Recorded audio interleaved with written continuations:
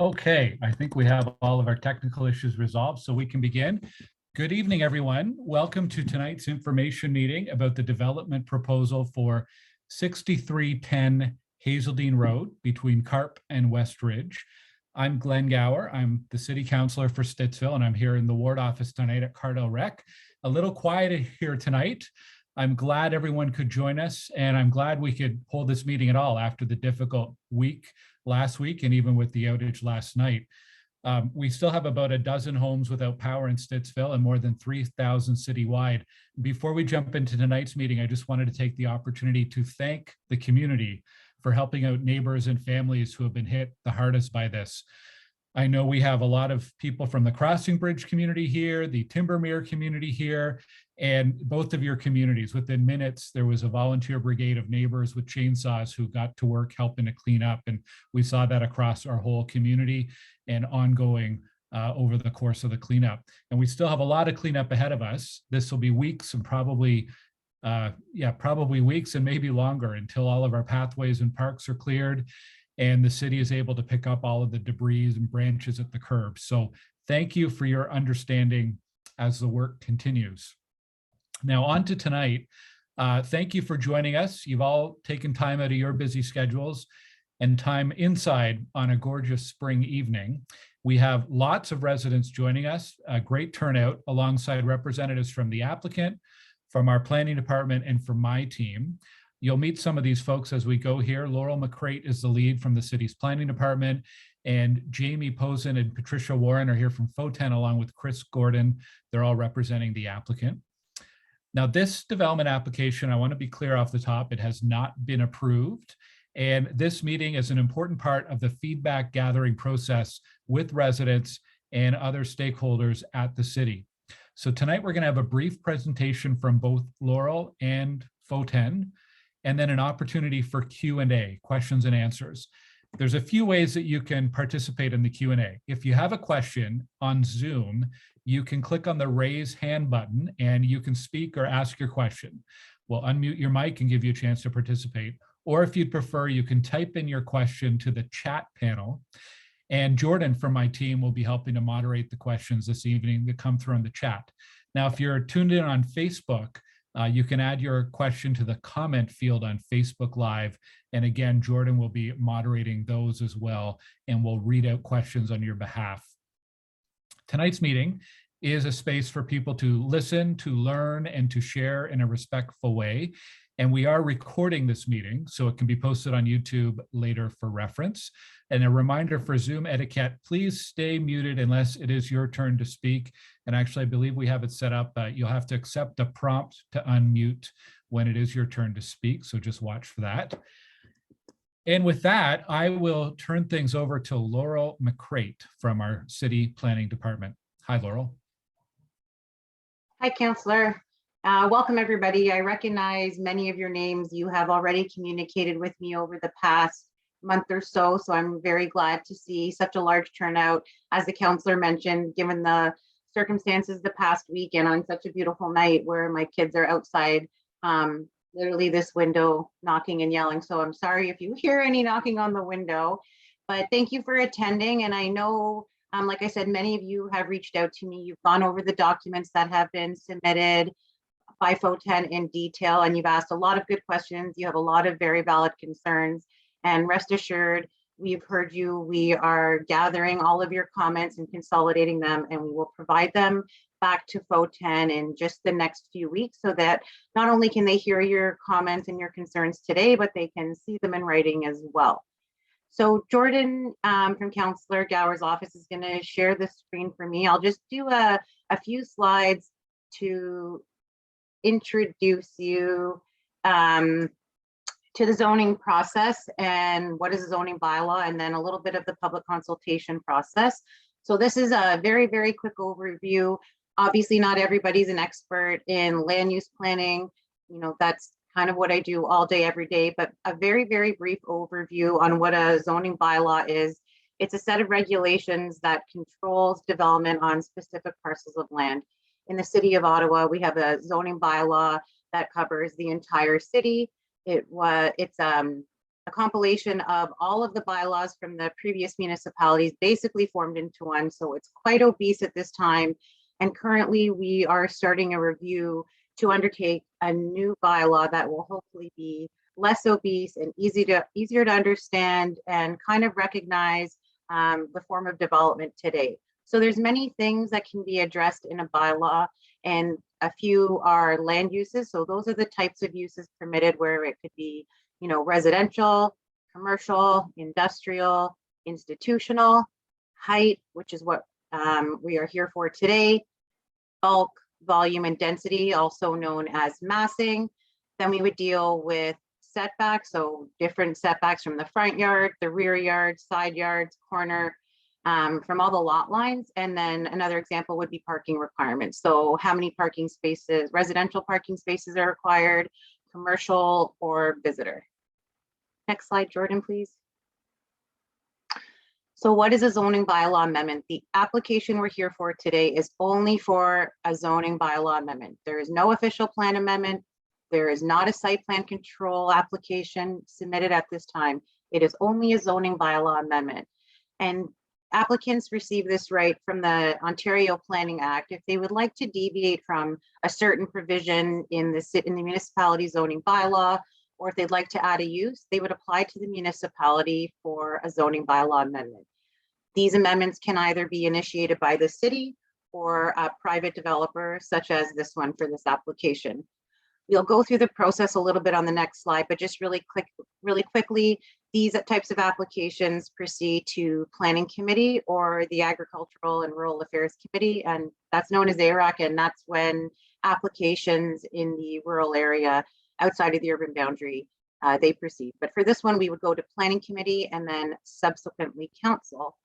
Once a decision is rendered by Council, it can be appealed to what's called now the Ontario Land Tribunal. You might have known it as the Ontario Municipal Board or the Local Planning Appeals Tribunal, and maybe it'll change after June 2nd, who knows? But for right now, it's the Ontario Land Tribunal. And these decisions by Council can be appealed by either the applicant, a member of the public, or a public body. So like a technical agency such as the Conservation Authority would be one. Next slide, please.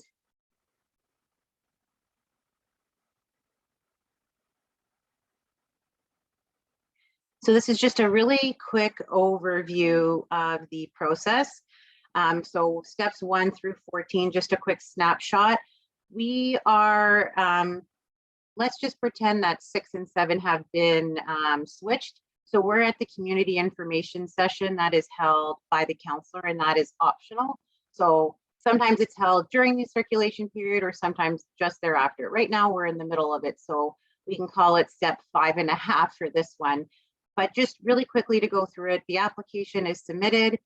The city goes through all of the documents to make sure they're deemed to make sure everything that was submitted was, and then we deem the application complete. We send a quick heads up to the local councillor and the registered community associations to say, you know, this application's come in, a really quick synopsis of what it is, and stay tuned for the technical circulation. So the circulation number 5 is there. We'll go out to a local councillor, anyone who lives within, or a registered property owner, I should say, within 120 meters of the subject site is circulated. And then there's also the posting of the sign. So circulations last for 28 days. And I know I've received a lot of comments about extending the circulation comment deadline. Rest assured, we receive comments throughout the entire process. Even if you can't make that deadline, your comments are welcomed up until Planning Committee and even at Planning Committee. We just have to set a deadline. 1, we're required to under the Ontario Planning Act. And 2, if we never set that deadline, we wouldn't receive comments from external agencies or even internal departments. So, you know, if you feel that you can't make the deadline in a couple days, you can submit it at any time. And if you feel you want to talk about that with me, please reach out and I'd be happy to chat. So once the sign goes up, that's also part of step number 4 and 5, part of the circulation. This is when we will collect all the comments from the internal departments, external agencies, and members of the public. Once that ends, the file lead will compile all of the comments together and send them back to the applicant for review. I kind of talked about step number 7, which we are at now. Once we send off the comments to the applicant, we go into the issue resolution and resubmission stage. So the project that you see before you, is subject to change. The applicant will go away and look at all of our comments, take them under advisement, take them into consideration, and either will or will not make changes based on the comments received. And we can go back and forth, as few as just with one resubmission, and sometimes it's 4 or 5, and this can take a very long time. There's no set deadline of when we have to go. Once we are satisfied that we have, reached a decision, or if we just are at a, we can't reach a consensus, we have to go to planning committee, and the department will prepare a report that goes to planning committee. Anyone that has submitted comments to me, either written, through the mail, which I don't think any of you have, most of you have emailed me, you'll all be notified within 10 days of the planning committee date. In the mail that most of you received, there is a planning committee date there. We are not held to it. If we don't make that deadline, we'll just keep pushing it to subsequent planning meetings. Sorry, the comments are popping up. So once we have a report, it's signed off by the department's director, and then we go to the committee meeting. Members of the public are welcome to either submit comments in writing to the committee and council, or you're welcome to attend and have a 5-minute delegation. Once the committee has made their decision, it then rises to council.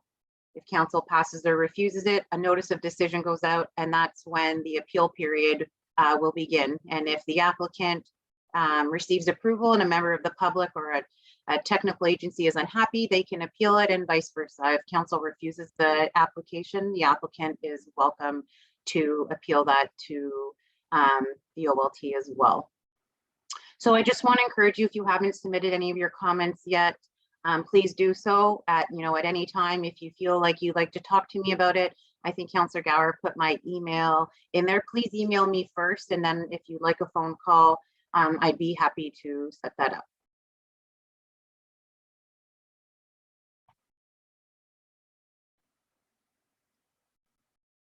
That's all, Councillor, for now.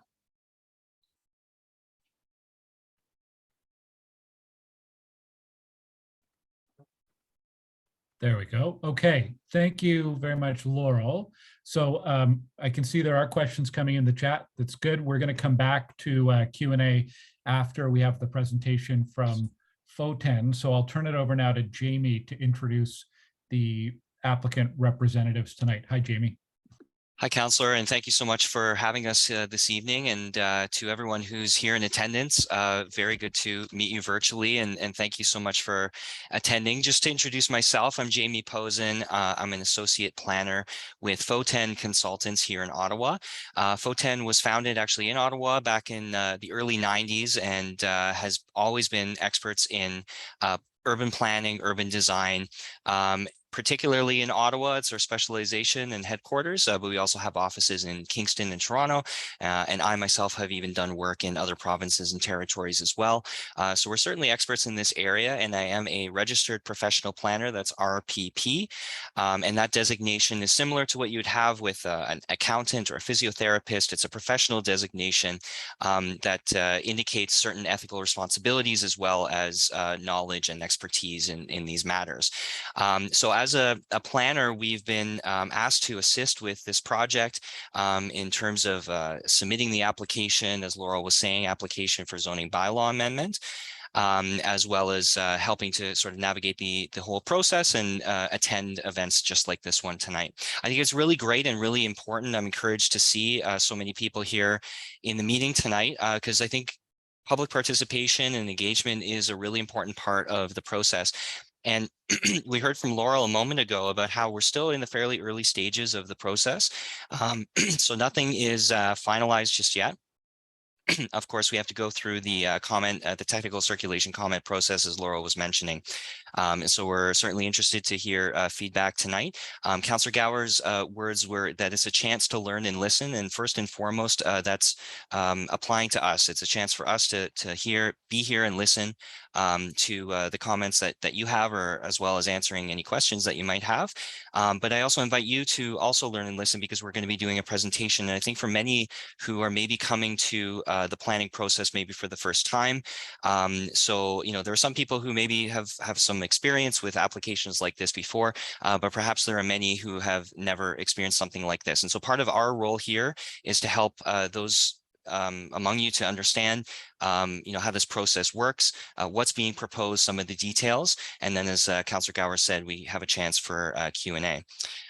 So I would like to introduce my colleague, Patricia Warren, who's here, who's going to be doing the first part of the presentation, and she'll be sharing her screen with the presentation that we have.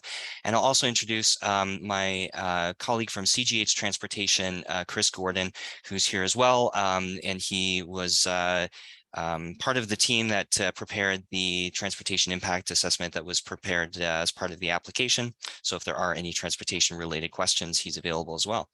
So with that, I'll turn it over to Patricia, and I guess we have Jordan who's doing the screen share and unmuting, and we can turn it to Patricia, and I'll be back in a moment.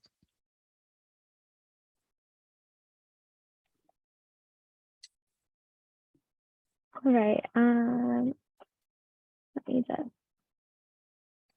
All right. Is that okay? Can you see my screen there? Yeah, we can hear you and see it. Okay, perfect. Thanks, Jamie, and thanks, Councillor Gower, for pulling this community information session together. So this presentation will provide an overview of the proposed development at 6310 Hazeldean Road.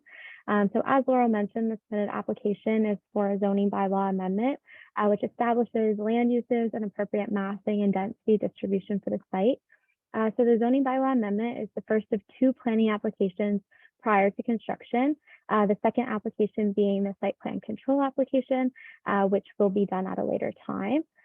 So the site plan control application will address design features like landscaping, infrastructure design, road design, specific elements to reduce lighting and noise impacts, site layout, and underground parking.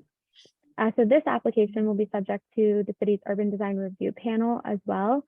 The date is still to be determined, but this is an individual review panel that will review the design of the building and ensure that it's appropriate for the location. So the subject site is a vacant parcel of land located on the south side of Hazeldean Road between Carp Road and West Ridge Drive. The site has frontage of approximately 158 meters along Hazeldean Road and a total lot area of just over 12,000 square meters, so approximately 1.2 hectares. The area surrounding the site is characterized by a mix of uses, with commercial uses located to the north and east and residential uses to the south and to the west. Immediately abutting the site is an RV dealership to the northeast, the Crossing Bridge Estate subdivision to the east and to the south, and a vacant parcel of land to the west.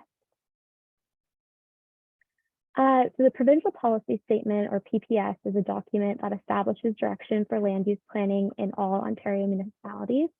The City of Ottawa is required to follow these directions when creating local land use policies in the official plan, which I'll talk about in a minute, and approving rezoning applications like these. One of the key directions of the PPS is to ensure an efficient use of land by promoting intensification of existing land parcels that already have infrastructure and services available.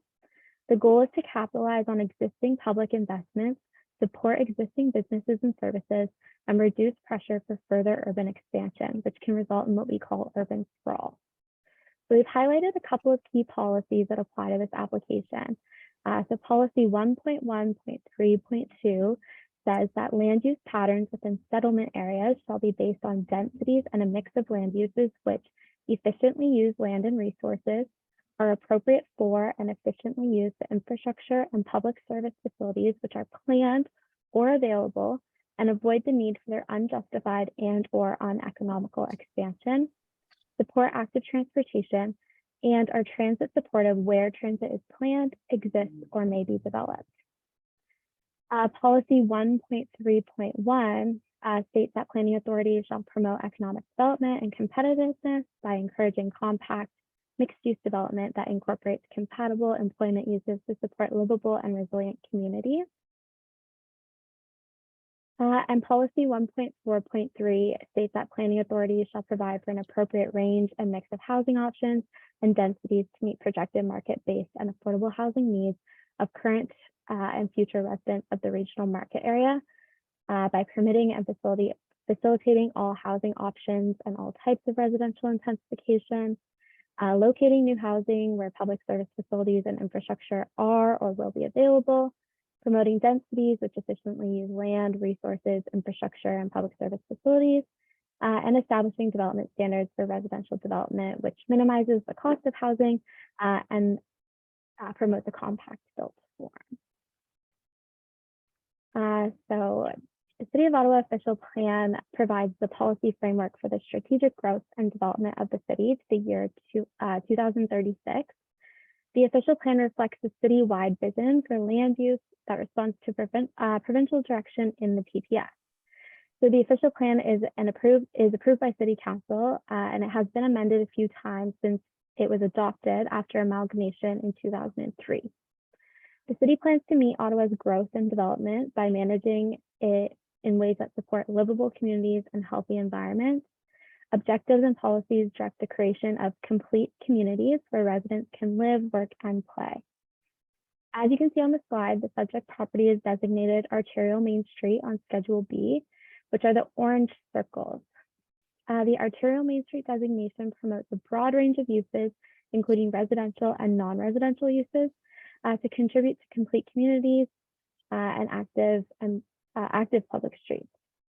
So building heights of 9 stories are permitted as of right, subject to the urban design and compatibility criteria in sections 2.5.1 and 4.11 in the official plan. So the City of Ottawa Council has recently adopted a new official plan in October, it was October 27th, 2001, that will plan for a 25-year time horizon. So the new official plan is currently undergoing review by the Ministry of Municipal Affairs and Housing, and it is anticipated to receive final ministerial approval in mid-2022. So it's important for us to consider this council endorsed policy direction as well.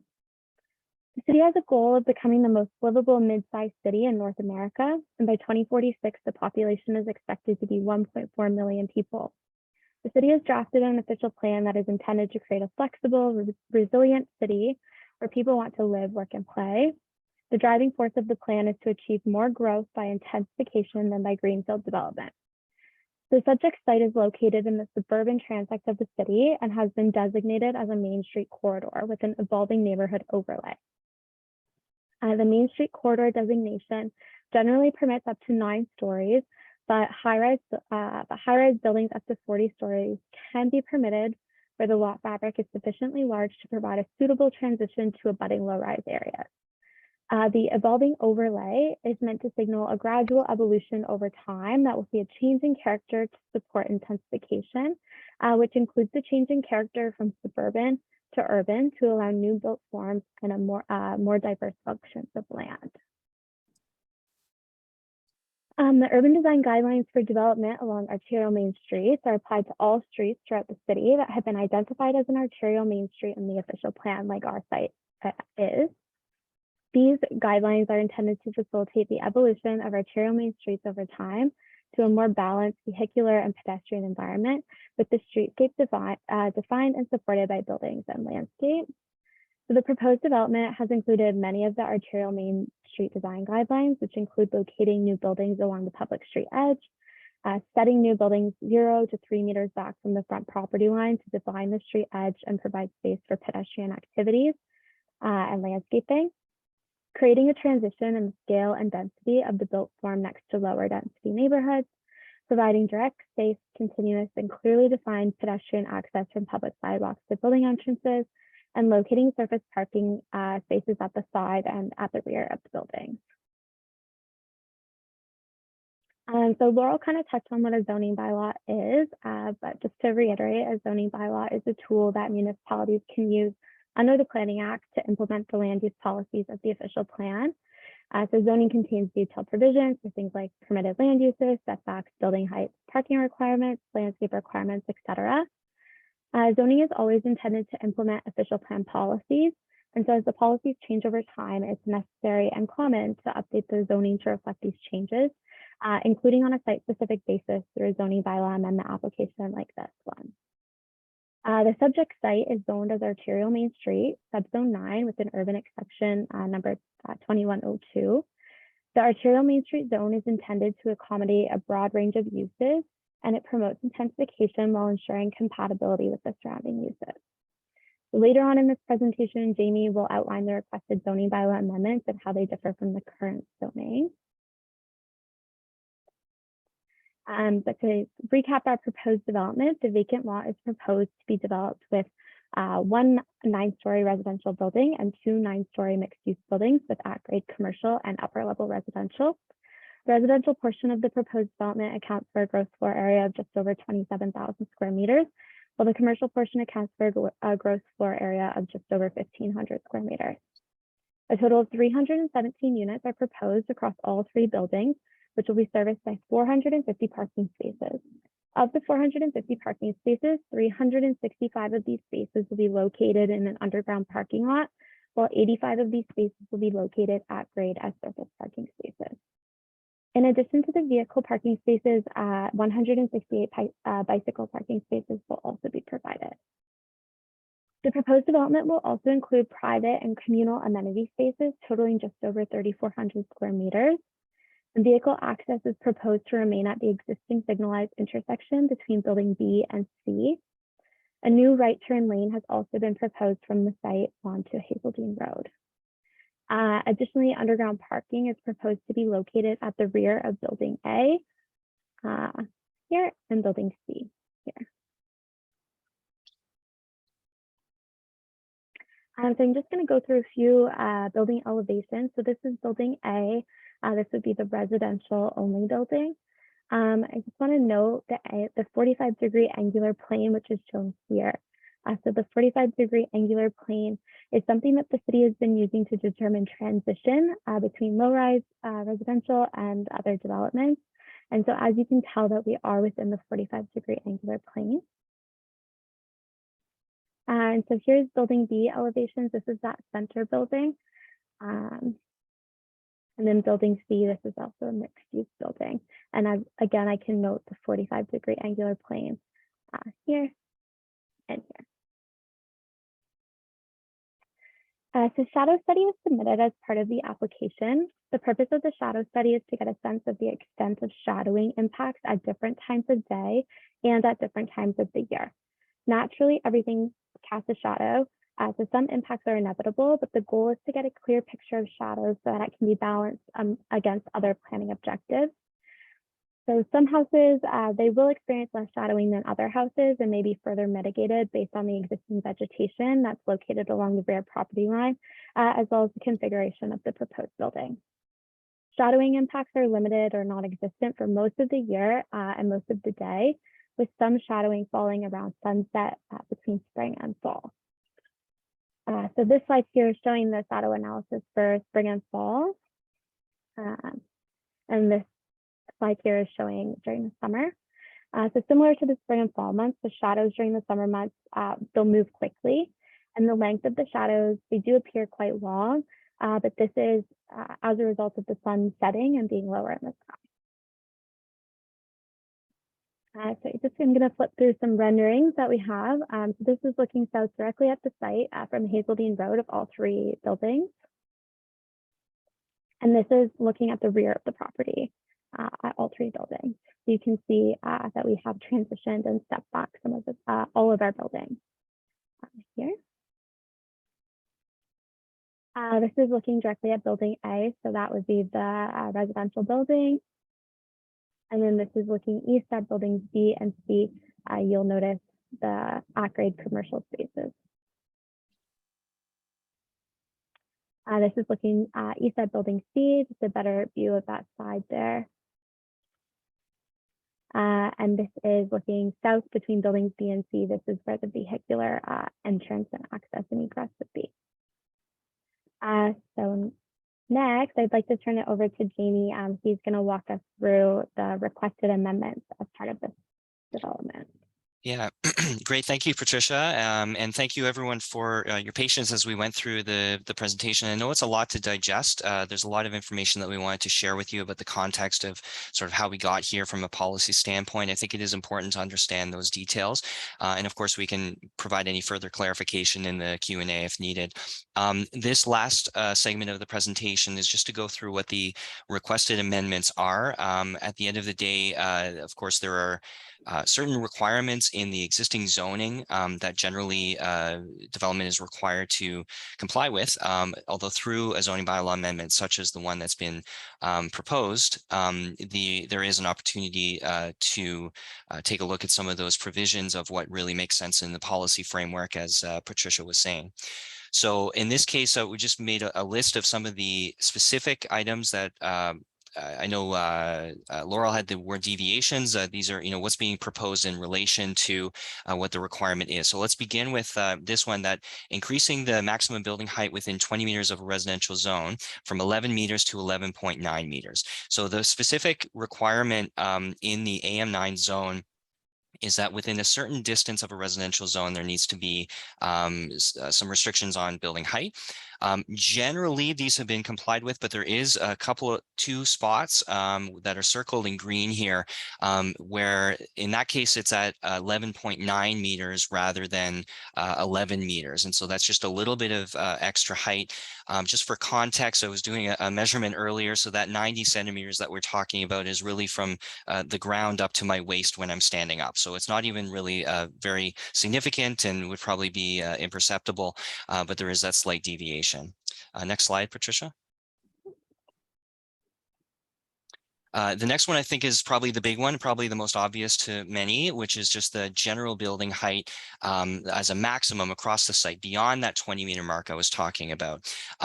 Currently, the requirement is 15 meters, and the request is to bring it to 32 meters as a way of reflecting the proposed buildings, which are in line with the policy framework for arterial main streets. So specifically, if you look at the three green circles, they're generally highlighting the darker shade of gray, and that's really signifying the highest point of the building. A point that we really want to get across here is that there has been attention, quite a great deal of attention paid to the design of the buildings and achieving a transition. So in other words, it's not simply 9 stories, wall to wall, corner to corner, nothing like that. There's really quite a gradation and some step backs that really lead up to that highest height.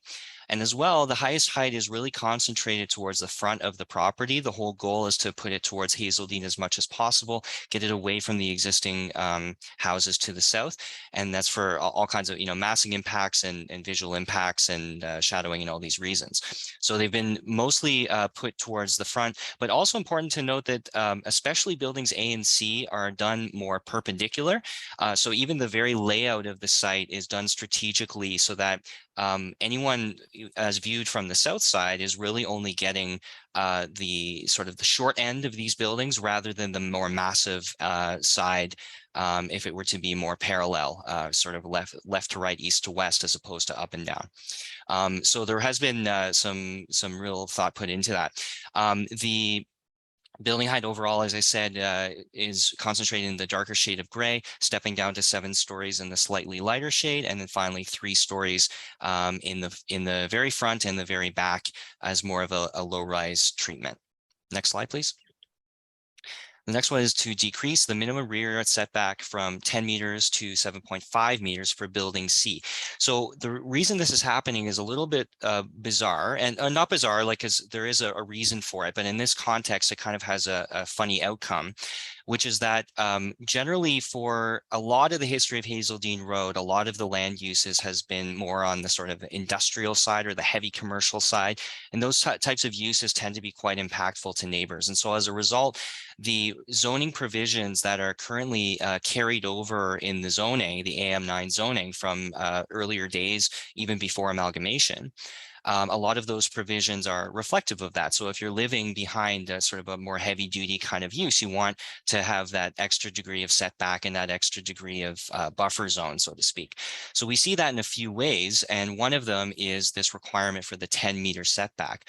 So strangely, you'll notice that there's no green circle on building A in the back, which means that it actually is compliant with the requirement. And yet it's somehow further away. And the reason for this is because the building C actually has retail in it, and therefore it's a mixed use building. And under the zoning bylaw, if you're a mixed use building, you have to be set back 10 meters.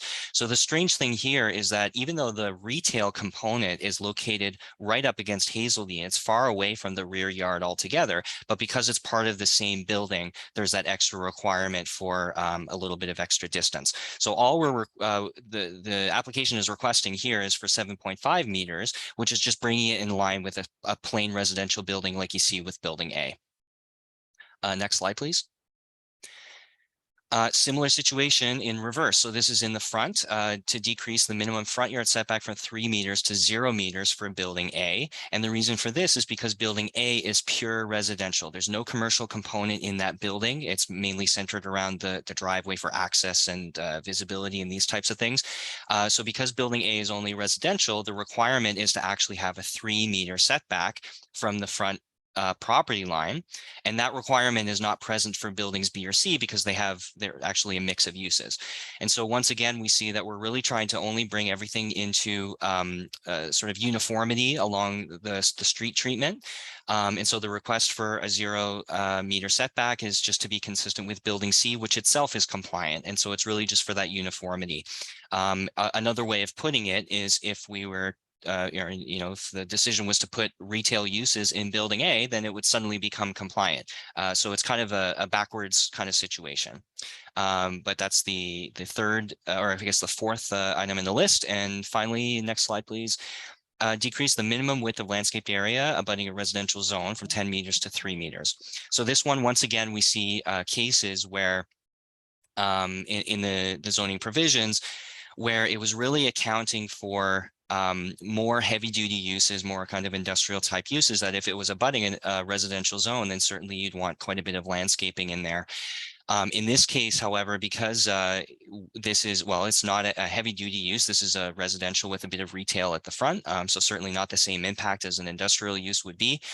So as a result, we believe it's appropriate for something more akin to what we would see elsewhere in the city of Ottawa. And it was actually a very specific context in this AM9 zoning to have that 10 meters, but typically 3 meters is about right. It does allow for landscaping plantings, for example, to be present along that stretch. And of course, any other features like fencing, for example, can still be incorporated in that 3 meters. So we believe certainly it's very much in line with what we see across the city of Ottawa in these cases of having more like a 3-meter landscape in this context.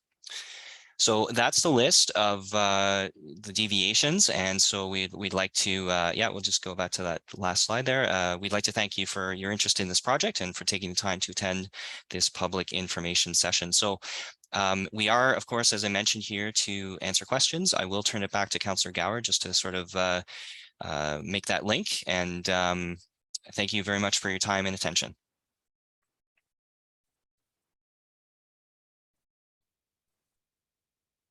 Councillor Gower, would you like me to stop sharing my screen, or do you want me to keep it up? Yeah, if you could stop sharing, but keep it handy because there might be, as we go through questions, there might be a need for some of the slides.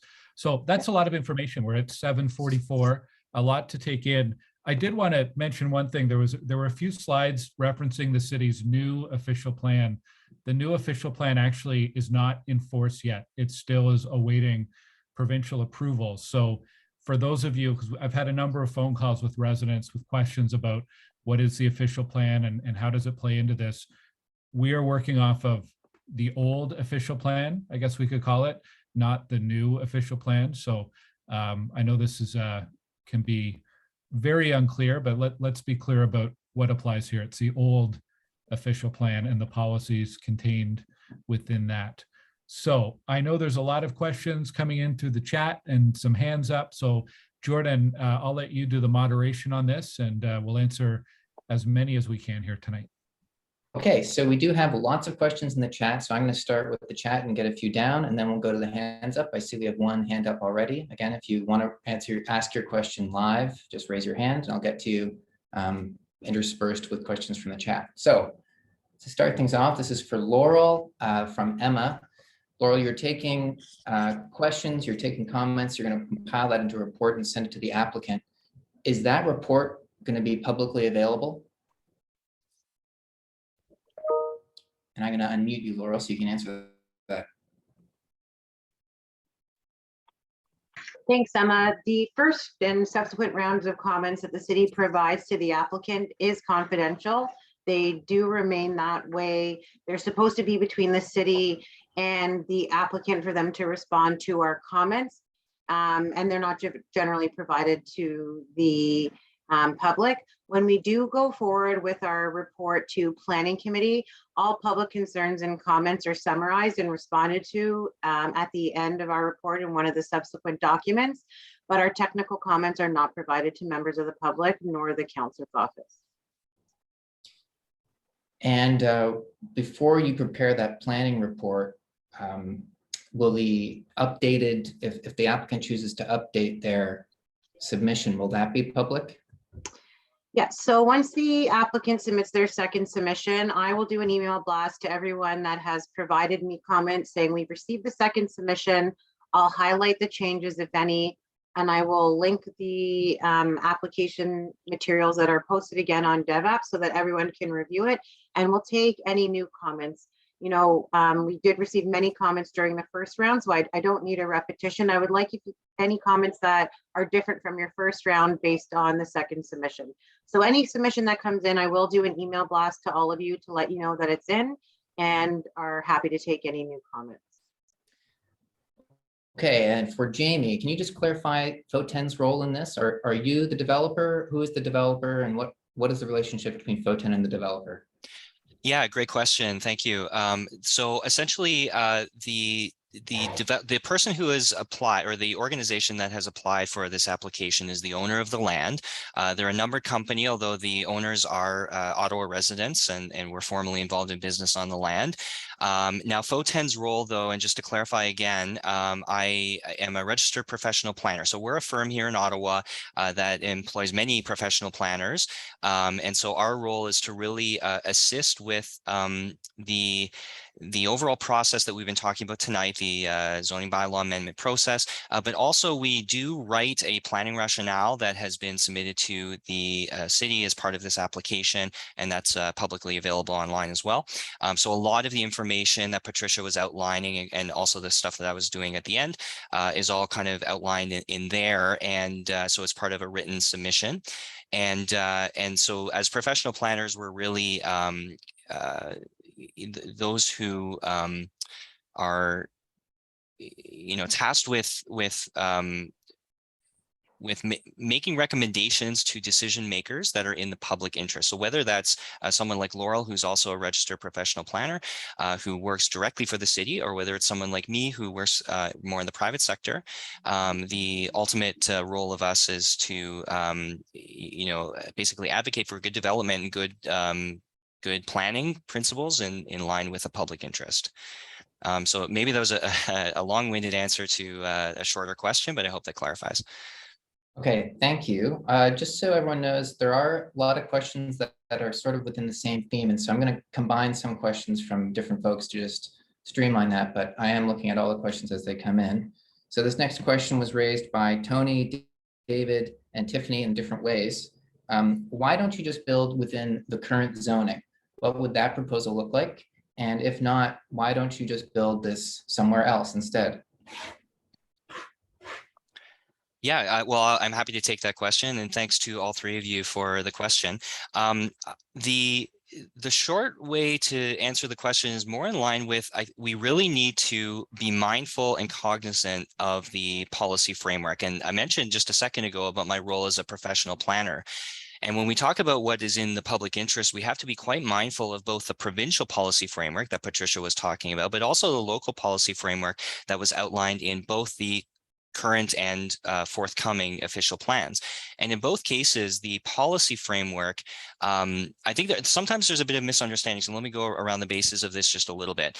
So The policy framework is set out and it's established by, it's approved by council, or it's adopted through an official plan process by council.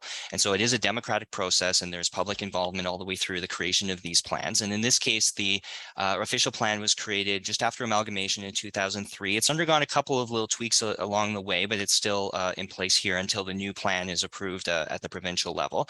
And that policy framework really does set the high level stage for what's expected and what's desirable from the city's perspective in terms of development. Now, the zoning then in turn implements those policies. The problem is that the zoning doesn't change with the snap of a finger. So just because the policy framework is there doesn't mean that the zoning automatically catches up. And usually, and sometimes there's some strategy to that, but usually what ends up happening is it's the individual landowner who comes forward with an application like this, the zoning bylaw amendment, and the test of whether the zoning bylaw amendment that's being proposed is appropriate is evaluated against those policies, both municipal and provincial.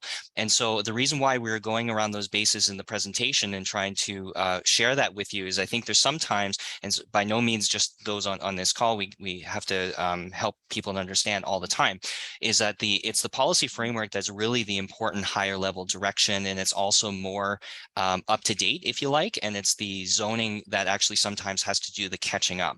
So that's a one way of answering the question, why don't you build within the zoning? So again, first of all, it's not me that's building anything. I'm simply the planner, the consulting planner on the file.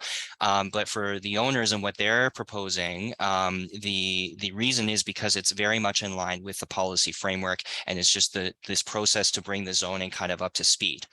And then there was the point at the end, why don't you build it somewhere else? Well, of course, in this case, it's because the land is there, and the owners are the owners of that land. And so they, as Laurel was mentioning, have the ability through the Planning Act process that's established at the provincial level and applies to every municipality, that they have the ability to request this. It's not a case where a building can just move around. So in this case, it's being proposed at this location and therefore needs to be evaluated on its own merits. Okay, thank you, Jamie. I'm going to do one more question from the chat, and then we'll move on to hands. Do a couple hands after that. So this will probably also be for Jamie. This comes from Tony. Will this be condominiums or rentals? And do you have a sense of the bedroom mix, 2 bedrooms, 3 bedrooms, bachelors, etc.? Sure, great question, Tony. A couple of answers to that. So the first answer is it's too early to know, actually, and that is the truth, because it's only at the zoning stage right now. Patricia was mentioning that there's yet another step, which is called site plan control, which will happen at a later time. Not even sure exactly when that's going to happen at this point, but when that happens, it'll be a further refined level of detail.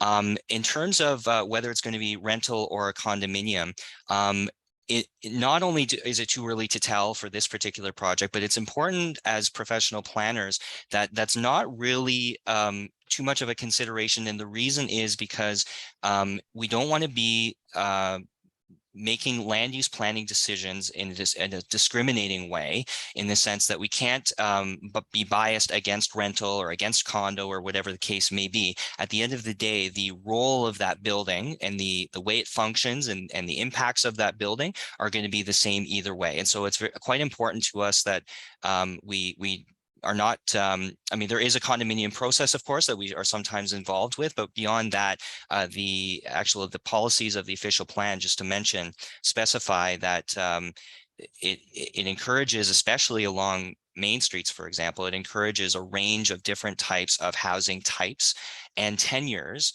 and sizes, and really as much diversity as can be, as to meet market requirements, as a way of being able to accommodate a range of people. And so people in this case, let's imagine a couple of profiles of people who might live in this building, whether it's rental or condo, might be downsizing older adults from the neighborhood who who, you know, they're tired of shoveling snow and raking leaves and they prefer to live in a smaller space, but they don't want to have to leave Stittsville. And so this is one of these cases that can really help to meet that need.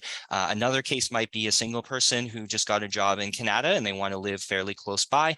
And so, you know, they don't maybe have the money or don't have a need for such a large house. And so they prefer to live in a smaller space. So that can help to meet that requirement as well. So all of that being over and above whether it's rental or condo. Was there a last component to that, Jordan? I assume it'd be a similar answer, the bedroom count. Oh, the bedroom count. Yeah. So I think we may actually have, do we, Patricia, a bedroom count? I mean, it's all very preliminary anyway, even if we did it, it sounds like maybe not. So, I mean, things are generally designed at a very sketchy level in interior at this early stage, and it gets refined as it goes along in the process. So. Yeah, we just have a unit count right now. It's proposing 317 units, Right. but we don't have a bedroom mix or anything like that. Okay, thank you. We're going to move to hands for a few questions, and we do have, this is for all the answerers. We do have a lot of questions coming up, so let's just answer the question as presented as briefly as we can, and we'll try and get through as many as we can tonight. So David Aiken, I'm going to ask you to unmute, and then you can ask your question. And when you're finished your question, please mute yourself and then lower your hand. If you have another question, you can go back on the list after that. Okay. Unmuted. Thank you very much, everybody, for your presentation. I'm a homeowner at 43 Crantham, just so you know where I'm at. I guess I have a question for the registered planners on this procedure. So I guess that's both Laurel and Jamie.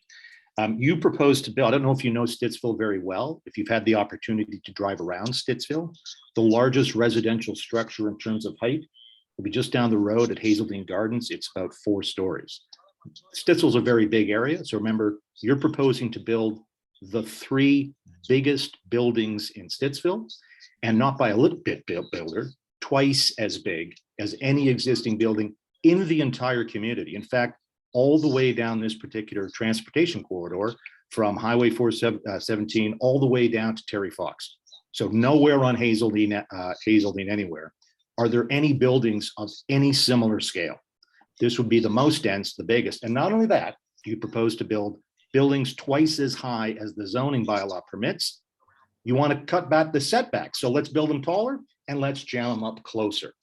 So let's talk about appropriate transitions then between different areas. You have single family residential to the south.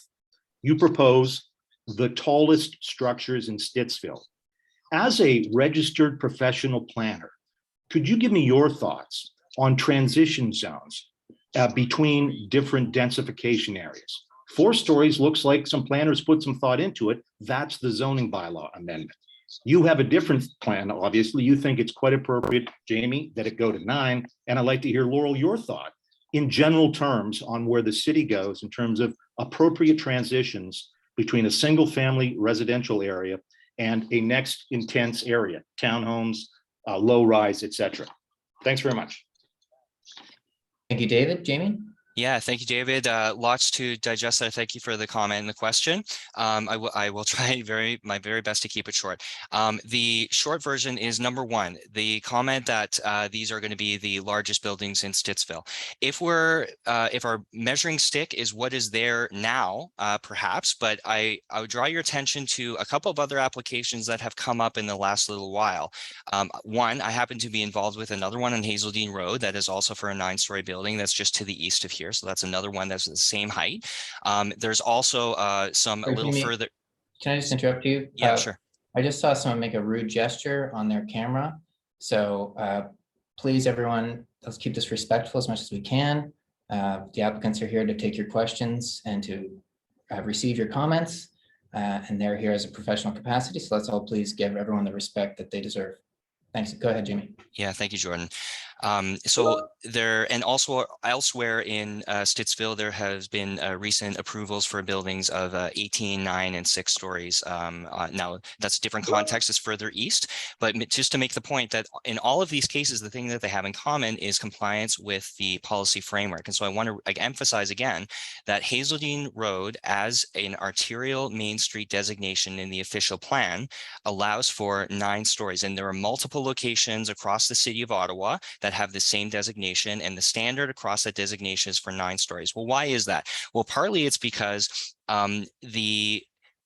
starting at the provincial level, again, the policies actually dictate that municipalities must determine specific locations for intensification to occur. And so when the city makes those decisions about where intensification should go, some of the things they look at are transportation arteries like the arterial streets that are here, such as Hazeldean. The thing about arterial streets as well is that they're quite wide, and so they have the ability to accommodate greater height with less impact. Another reason is that there's more infrastructure, there's more kind of trunk sewers and electricity and fiber optic and all those things that go into utilities, and so that's available to meet the increased demand as a result in these locations. And then the other way of thinking of it kind of backwards, David, is that if they don't go on these largest arterials, then the only other place for them to go is in the interior of neighborhoods. And actually part of the strategy here is precisely to protect the low-rise character of Grantham, actually where you live, and that that's really the part of the neighborhood that is warranting the protection here. In this case, this is an edge, what we call in planning an edge condition. It's on Hazeldean Road, and the idea is to push everything as far to Hazeldean as possible to reduce the level of impact. And so that's kind of as a high-level overview and strategy. And so fundamentally, your question as a professional planner, do I support this? Absolutely. I know you were asking Laurel as well. I don't know if she has time to answer as well, but.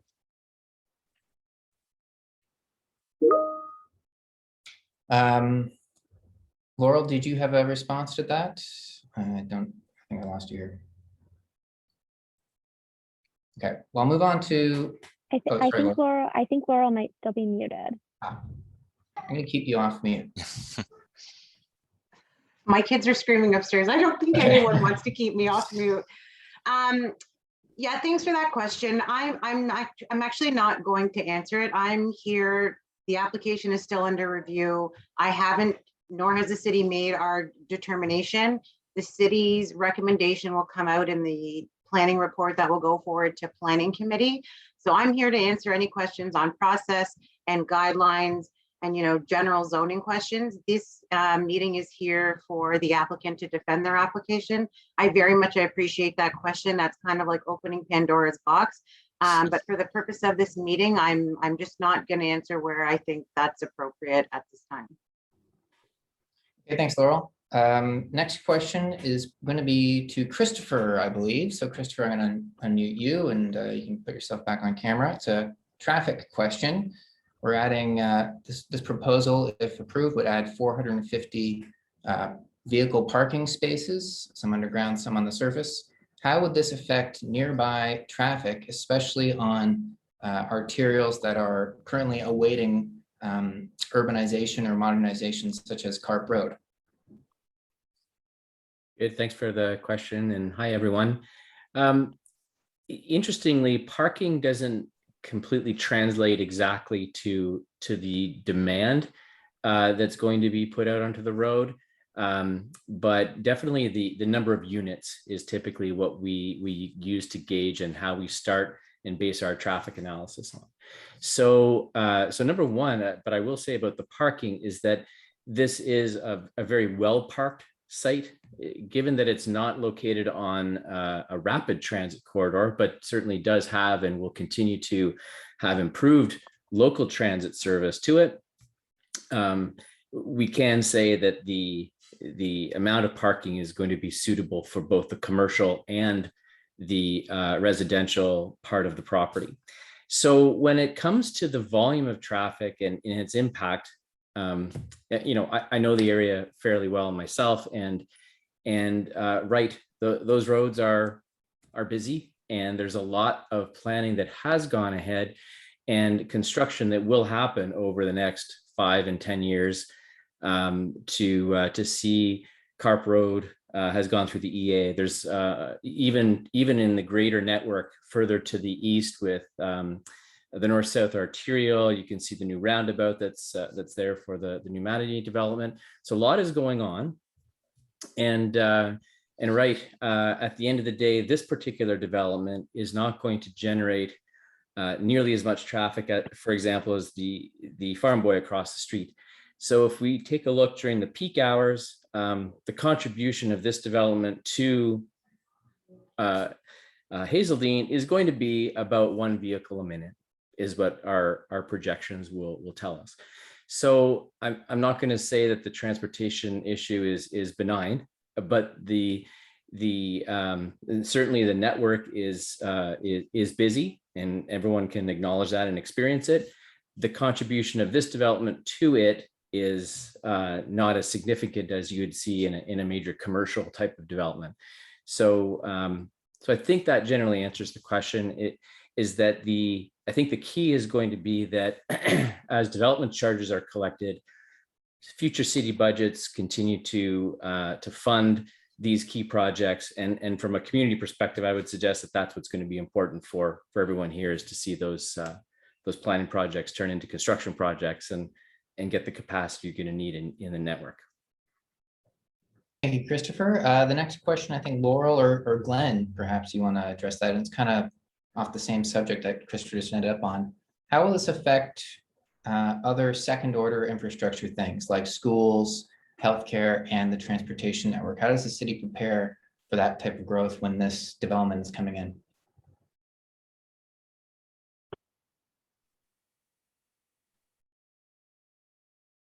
I think Laurel was going to. All of us are muted right now, so let me fix that.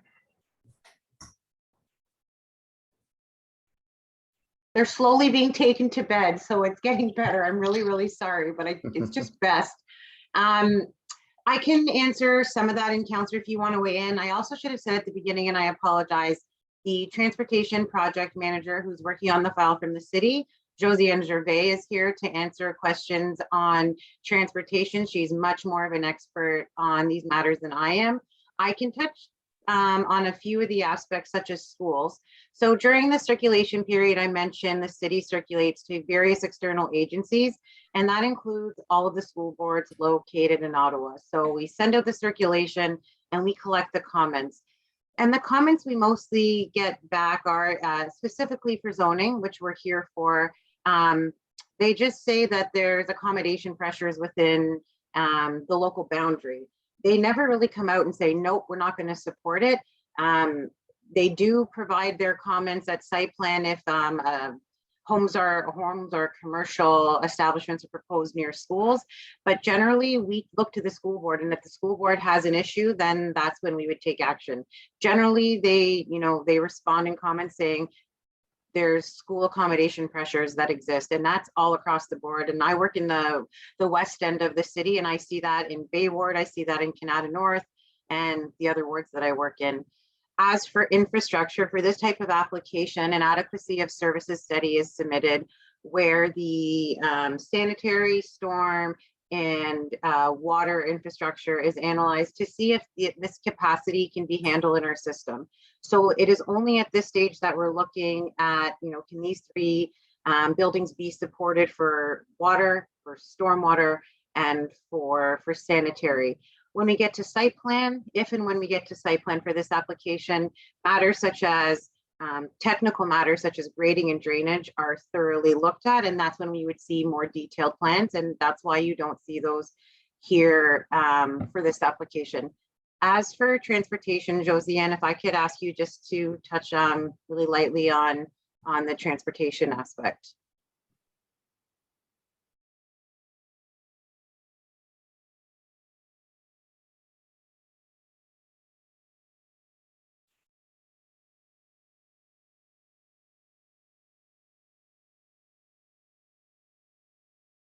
Hi, so in terms of transportation, the city does have a transportation master plan that we look at the whole citywide and planning in the area. So we do consider needs across the city, and the transportation master plan summarizes those. So for example, the Carp Road widening was identified in the 2013 transportation master plan, and that work is coming in the not so far distant future. So those are the types of ways that we incorporate development applications and future arterials and the roadways in the city. Okay, thank you, Laurel and Josiane. Glenn, did you have anything to add? Yeah, well, I'm trying to not to get too political, but I would point out that all three of the major political parties in their platforms have a very aggressive housing strategy to double the rate of growth in the province to 1.5 million new homes over the next 10 years. So that's double the growth rate we have now in Ontario.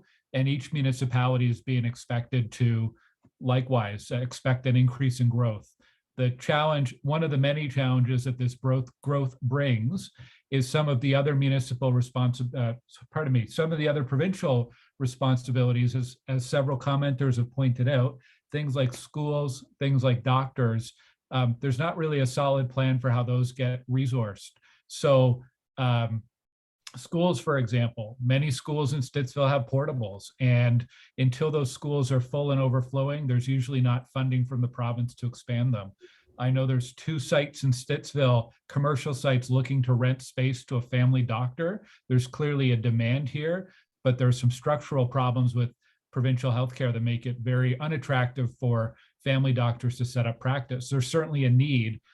They don't have a direct effect in how the city is allowed to evaluate these kind of applications, but certainly along with growth, we need to have those additional resources and infrastructure along with it.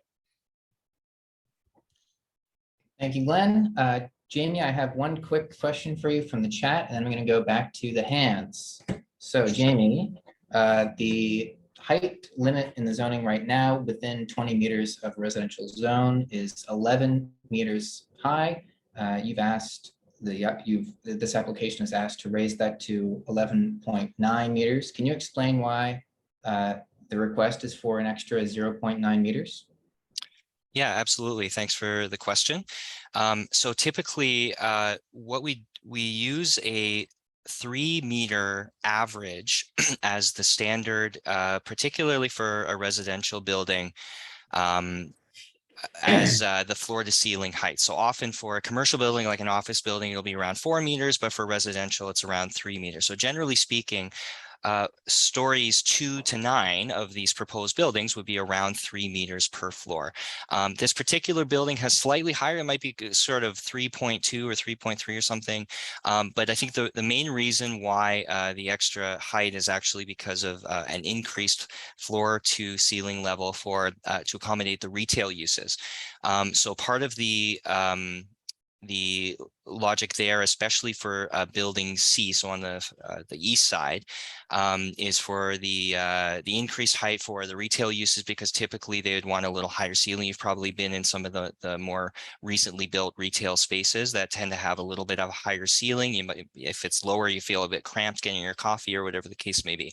So because of that, that kind of sets the tone for kind of more of a uniform pattern across the site. And the location of that element that ends up being 11.9 meters. So it's still the 3-story component at the back, but that 3 stories ends up being just slightly higher than if it were purely residential throughout the whole building. So I hope that helps to answer. Thank you, Jamie, and thank you to Jeff for that question. Let's go to the hands now. Tristan, I'm going to unmute you.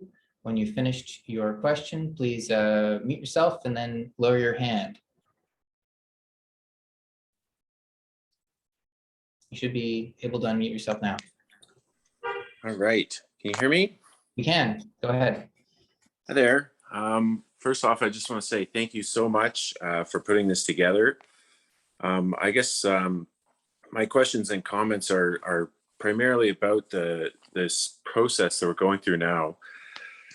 It seems to me most of the people who kind of received the information about the invitation are very close by. I myself live just down the street. I followed Glenn on Twitter, and just want to give you a shout out there, Glenn. Fantastic job you're doing with letting people know about what's going on. So I live on Shipley, which is just down the street from Crantham. Like, it turns into Crantham. It's a stone's throw from this proposal.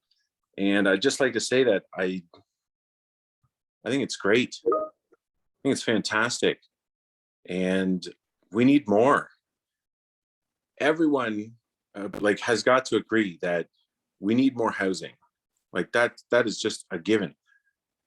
Like you said, across the political spectrum from the left to the right, everyone knows that we need more housing and we need more intensification. Like we can't have urban sprawl. The trouble is when a very vocal minority of people who live right close to this new development are so vocal. I'm just here to try and give a voice to the voiceless. The people who are not here tonight are the people who will be moving into these 317 units.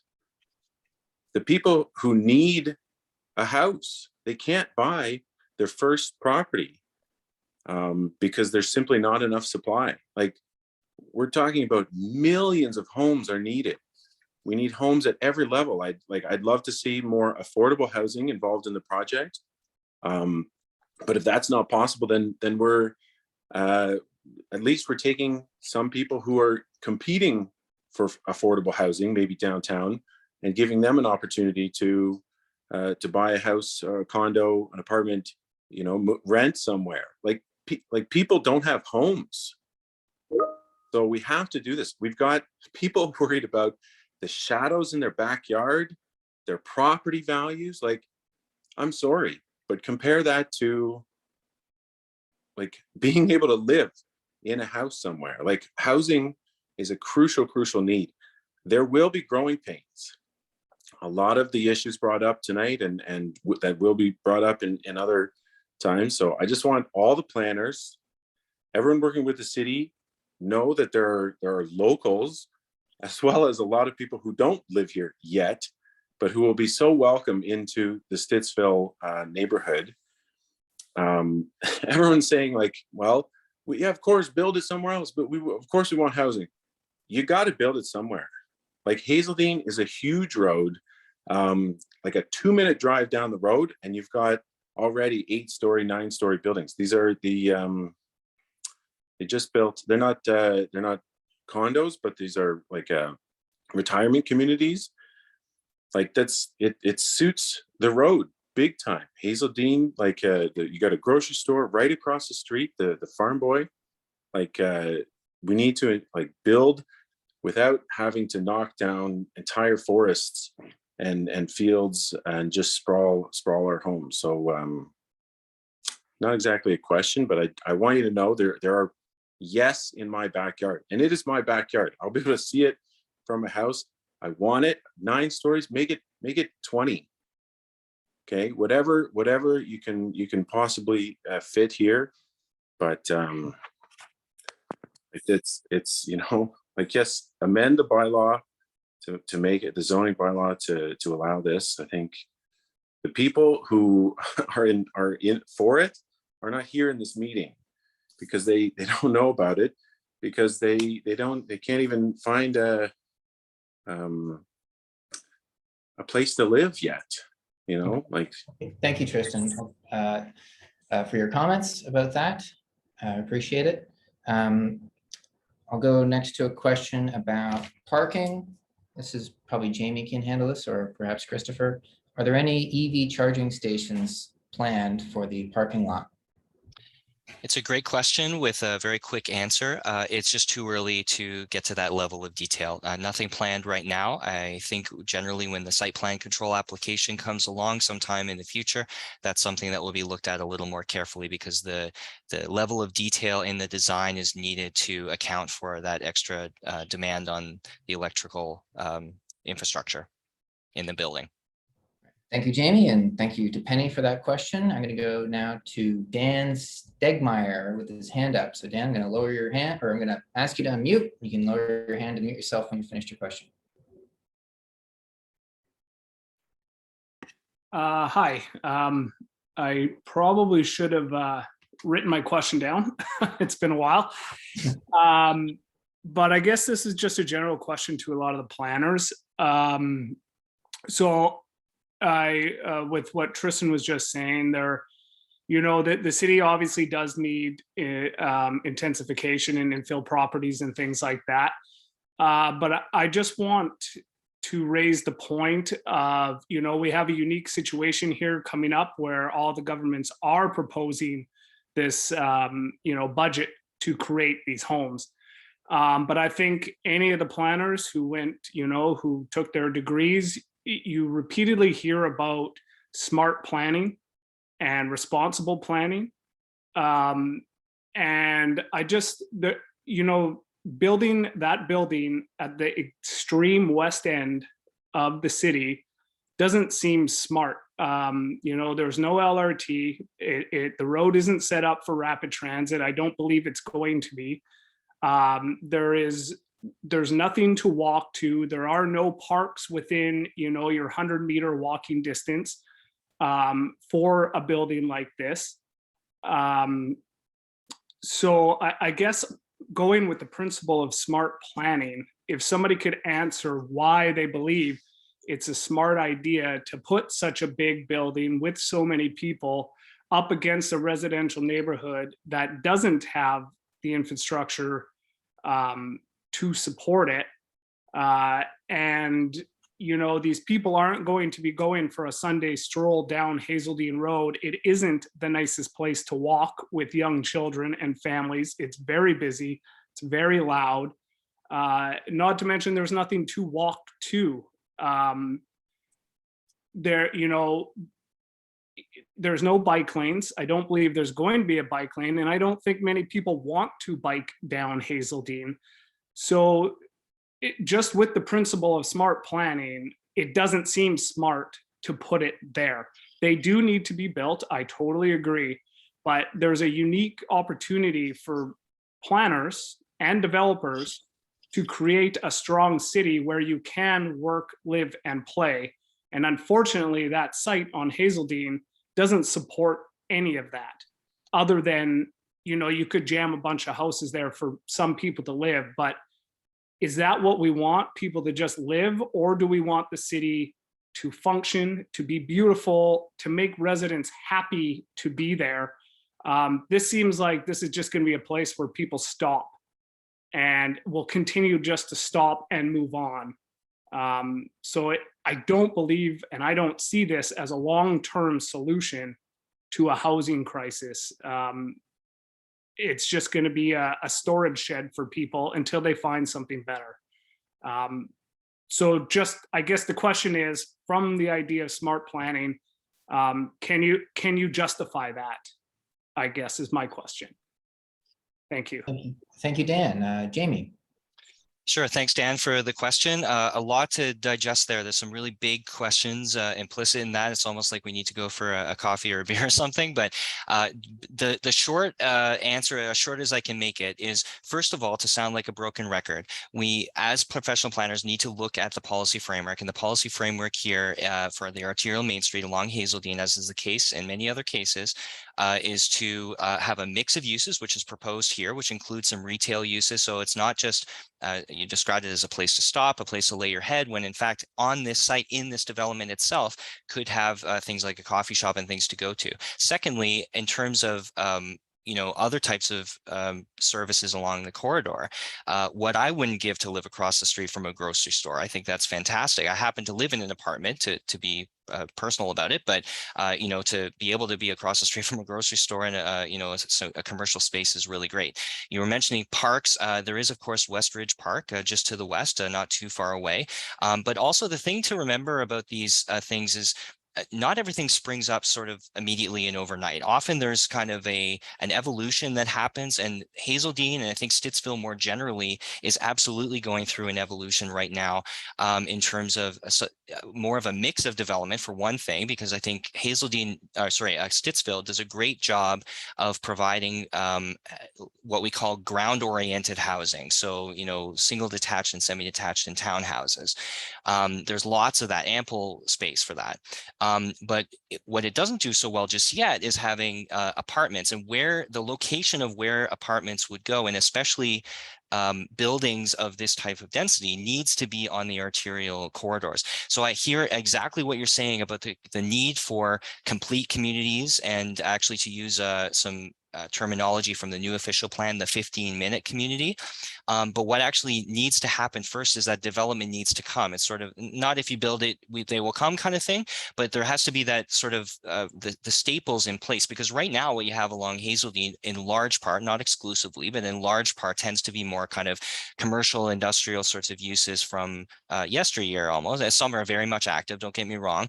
But as the area starts to evolve, then you start to see more of these dense forms of housing. And that is actually what creates that active street, that you get more of this street facing retail that we're seeing. The same goes for transit, the same goes for commercial uses, the same goes for potentially more parks if the parks department saw fit. So all of these types of infrastructure and services actually start to pop up in response to the population rather than the other way around. It's always going to be a push and pull, but you kind of have to start somewhere. One last comment, just because when you were mentioning smart planning, and if maybe the terminology you were looking for was smart growth, which is actually a term that came out of the States, but it's sometimes used here as well. And the smart growth principle really relates to kind of the compact urban form that these types of developments help to create, instead of the sprawling, you push it up on, or if you push it down on one side of the carpet, it comes out the other side of the carpet. So we're trying to really contain that urban boundary and have the development interior. So I hope that helps to answer. Like I said, there's a lot to digest, but. Thank you, Jamie. I'm going to go to a couple comments and questions from the chat. And I should mention that we are getting an overwhelming amount of comments and questions in the chat. But if we don't get to all of them tonight, don't worry, because we will be sharing this chat with Laurel and with Jamie and with their teams, and they can go over that as part of the process. So if it's not answered tonight, we are retaining it for later. I'm going to do a couple questions. We're getting a lot of questions on the same mold about height. So I'm just going to try and merge them all together from a few folks. The first one will be for Jamie. Why, in simple terms, why 9 stories and not something more like 4, 5, 6? Because I'm seeing some comments that are suggesting that 4, 5, and 6 might be more appropriate here, which is still higher than what's permitted in the zoning. Not, we know they've, like you've mentioned, with the official plan, but why 9 and not something a bit lower? Yeah, good question. And to clarify, so the limit right now is 15 meters, which at the 3-meter standard, like I was mentioning, for a residential use building, you end up with about 5 stories. So we've been using that as shorthand. It might end up being kind of 4 stories as of right. The 9 stories comes from, again, the broken record in me, but the Arterial Mainstreet policy framework, that Hazeldean as a wide arterial road, and similar to others in the city, whether it's Saint-Joseph, whether it's Eagleson, whether it's Carling, others in the city that have, it's not going to be identical, don't get me wrong, but there's a similar profile and a similar role that those kinds of streets play.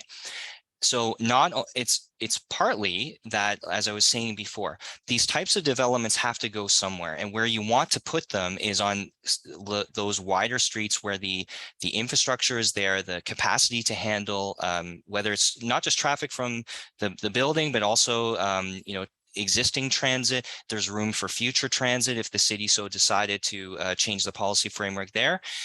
So the wide streets really is where it needs to be, because if it's not there, then it ends up being interior to the neighborhood. So part of the strategy with this policy framework is to protect where I suspect many people on this call are already living. And so these what I called edge conditions in terms of a design concept is exactly where you want them to go. So the 9 stories is spelled out specifically in the official plan. It's explicitly says arterial main streets may be mid-rise, which in Ottawa is up to 9 stories, 5 to 9 stories. And so it's quite clear and explicit that the 9 stories is permitted. Now, that said, there's also design related policies in the official plan that require for an adequate transition. And so as we were showing with the plan, all of those various step backs and the gradations in height, the various setbacks to the actual buildings themselves, I've explained some of the logic of where these setbacks came from and why they're being requested. But the overall thrust of that design, again, a lot of care was put into that to transition to surroundings. And that's quite in line with exactly how how the official plan is structured, how the planning system works. Along with these, I should mention the supporting studies. We have Chris here representing transportation, but there are other studies as well. And all of these things are reviewed as part of this process to ensure that this is appropriate. Okay, thank you, Jamie. Just as a follow-up question about the step backs, briefly, the step backs are the things that go like this, like step. Yeah, sorry if I was using lingo there. Yeah, so. Sorry, and just the question being, why does it step back only to the south and not step back to the east or step back to the west?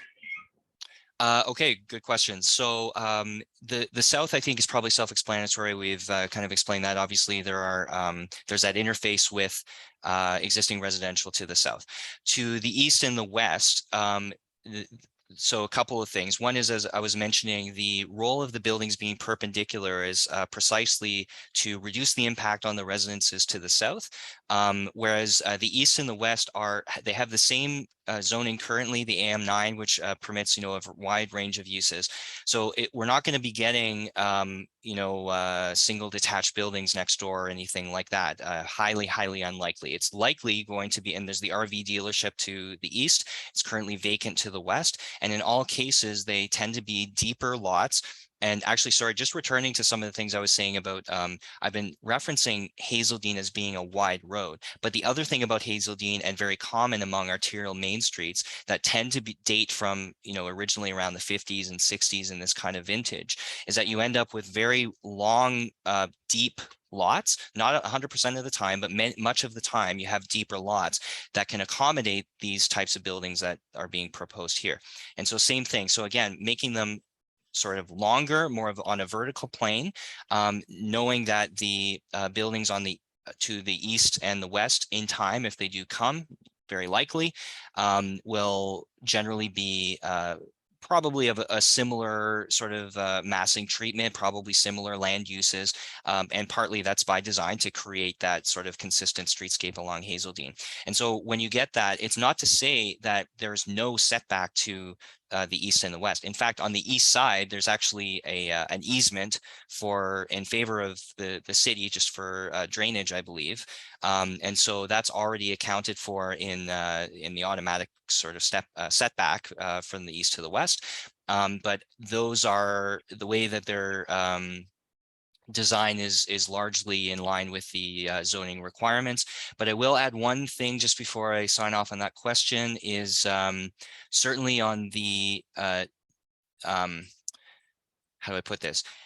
The interior east and west sides do have short step backs as well. And so you typically a 1.5 meter step back. So it's not a sheer wall. It's not that we're saying that there's a step back kind of in the back, but nowhere else. In fact, in the front and on the interior facades, there is also a step back to help to articulate that facade, as we like to say in planning, and make it not only more interesting, but a little less impactful, including if you're interior to the site. Thanks, Jamie. I have one more question related to height that I'll throw to Laurel, and then I'm going to go back to the hands up. So Jeff, you're in the queue. Laurel, question about height, not related to this exact plan, but can you just clarify if you're aware that if there are other sites in Stittsville that are zoned that as of right to 9 stories that would not require a zoning bylaw amendment to create a 9-story or even higher building? Sort of put you on the spot. Oh, I have to unmute you. Pardon me. There you go. You should be good. Thank you. For those of you who have children, I'm sure you appreciate what I'm going through. So thank you, Jordan, that I keep reminding you of this. So to talk about zoning and what height is permitted where, so Hazeldean, like it was mentioned, is AM9 is specific to Hazeldean. So there are those height limitations there. If you zoom around on Geo Ottawa, and I'm not an expert about all things Stittsville and looking at the zoning. However, there are sites in Stittsville that are zoned AM, and it's not a straight answer, unfortunately, Jordan. So it depends on the scenario, what you're abutting, what they're zoned, what the height could be. So it could be anywhere from 11 meters up to 30 meters, but no greater than 9 stories, or 25 meters. So it's all over the place, and that's on roads that are designated AM. Are there a lot in Stittsville? No, that's true. There was the application on Robert Grant where they went through a similar zoning bylaw amendment to add extra height, and Stittsville, Maine does have a limit of stories there. So it's not an easy answer, but anything that's zoned strictly AM without the subzone being 9 off of Hazeldean does allow for greater height depending on the situation. So it's kind of hard to explain without zooming around on a map to show you, but there are other circumstances where there is height available. Okay, and if you are curious, you can go to maps.ottawa, what is it? maps.ottawa.ca/geo-ottawa, and you can click a bunch of layers, and there's one layer called zoning. And so if you click that, you can Right. scroll around the whole city and see what zoning is on any given lot. That's what Laura was talking about. Okay, Jeff, I'm going to go to you next. So I'm going to unmute you. I see you're already on camera. And mute yourself when you finish answering your question. Okay. Hello. I'll make a couple comments and then ask a few questions, mostly related to, I guess, the height and the lack of green space and some safety questions. First off, I get your argument about planning policy and such. However, you must remember that planning policy is not always about putting in the maximum. The planning policy has a range. And if I'd seen this policy, and just another shout out to Glenn, I didn't know about this until 2 days ago when the power went out again. And I was looking for a status from Glenn, and I saw this on your webpage, and I said, oh, this looks interesting. I will sign up. I do not live next door to this. I live about a kilometer away on Greenhaven Crescent at the other end of Westridge. However, when I saw this, it concerned me. There's a number of things. I'll give you my perception of how this was developed.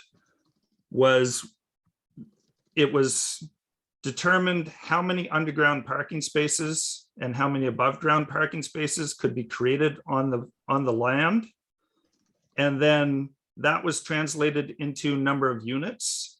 And then number of units was translated into the height of the building to fit that maximum number. Someone mentioned earlier about smart planning.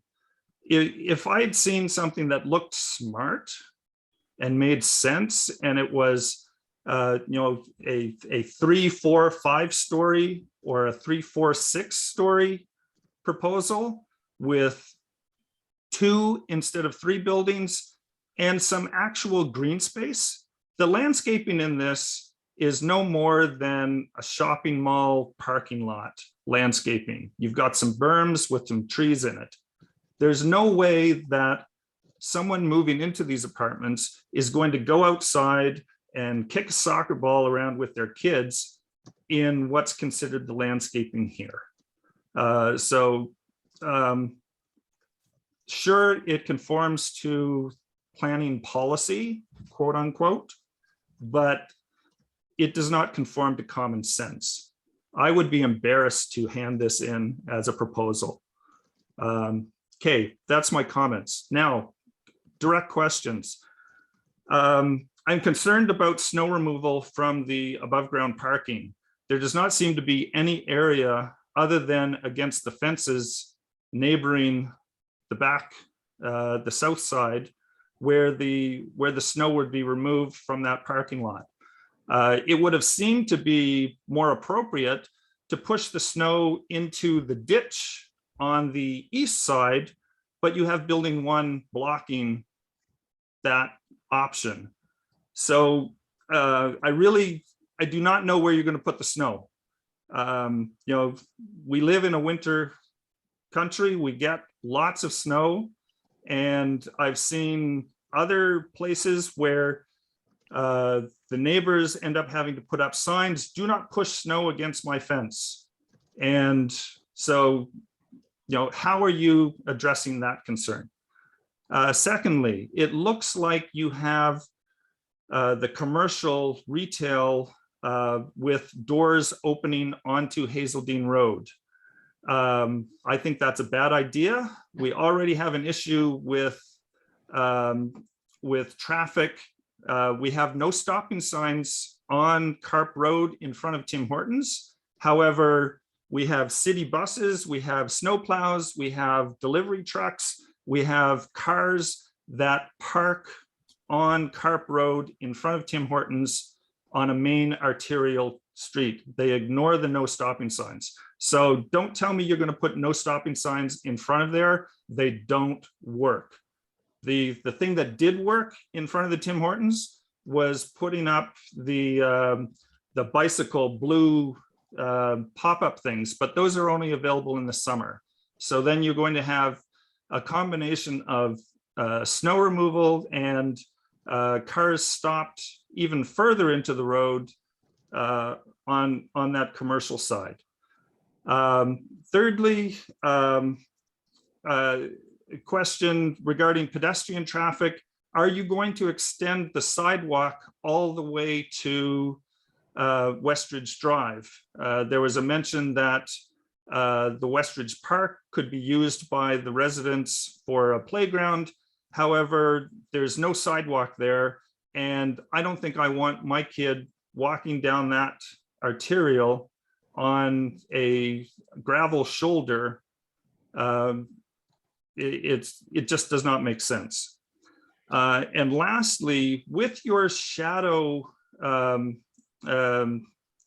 with the shadow study, has anyone checked to see if any of the residents within that shadow area have solar panels on the top of their house? If they do, then you are giving them a financial hit because those solar panels are generating revenue as a small business into Ottawa Hydro. I'll leave it there. I have many more questions, but I'll save that for the planning discussion later on. Thank you. Thanks, Jeff. Just to clarify, I'm just trying to get down your questions as you ask them.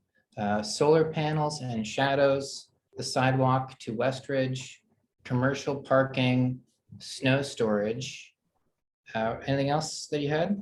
Snow storage. Oh, and sorry, one other. I noticed in your checklist, you had bicycle parking, and you were using the full amount for the residential bicycle parking to click that checkbox. But shouldn't there also be some commercial bicycle parking? And if so, where would that be proposed? Is it going to be above ground or is it going to be below ground? How is that going to work? That's all. All right, thank you, Jeff. Jamie. Okay, thanks, Jeff. Lots of questions there. So I think I'll try to take them backwards, actually. So with regards to bicycle parking, naturally, that is something that is generally controlled by the zoning bylaw. So we're mindful of those requirements when we as a team are, designing the site. But the thing of the location, if they're going to be for commercial, then they would, of course, be put above grade, so they're more accessible to the commercial. The specifics of location and that are all determined. You're going to hear a theme with my answers to your questions that a lot of them are related to the site plan control process. And just to remind everyone, we're going through just the zoning bylaw amendment right now, which is sort of a bit of a bigger picture discussion. When it gets right down to the details, that type of question of exactly where the bicycle parking is going to go, those questions are dealt with at that later stage. The next thing, working backwards, I'm unaware of any solar panels on neighbors, but what I will say is the treatment of the shadow study is in line with how it's always treated with other applications where it's considered, as Patricia was saying in her presentation, it's considered certainly, and to look at the sort of cumulative impacts of a development.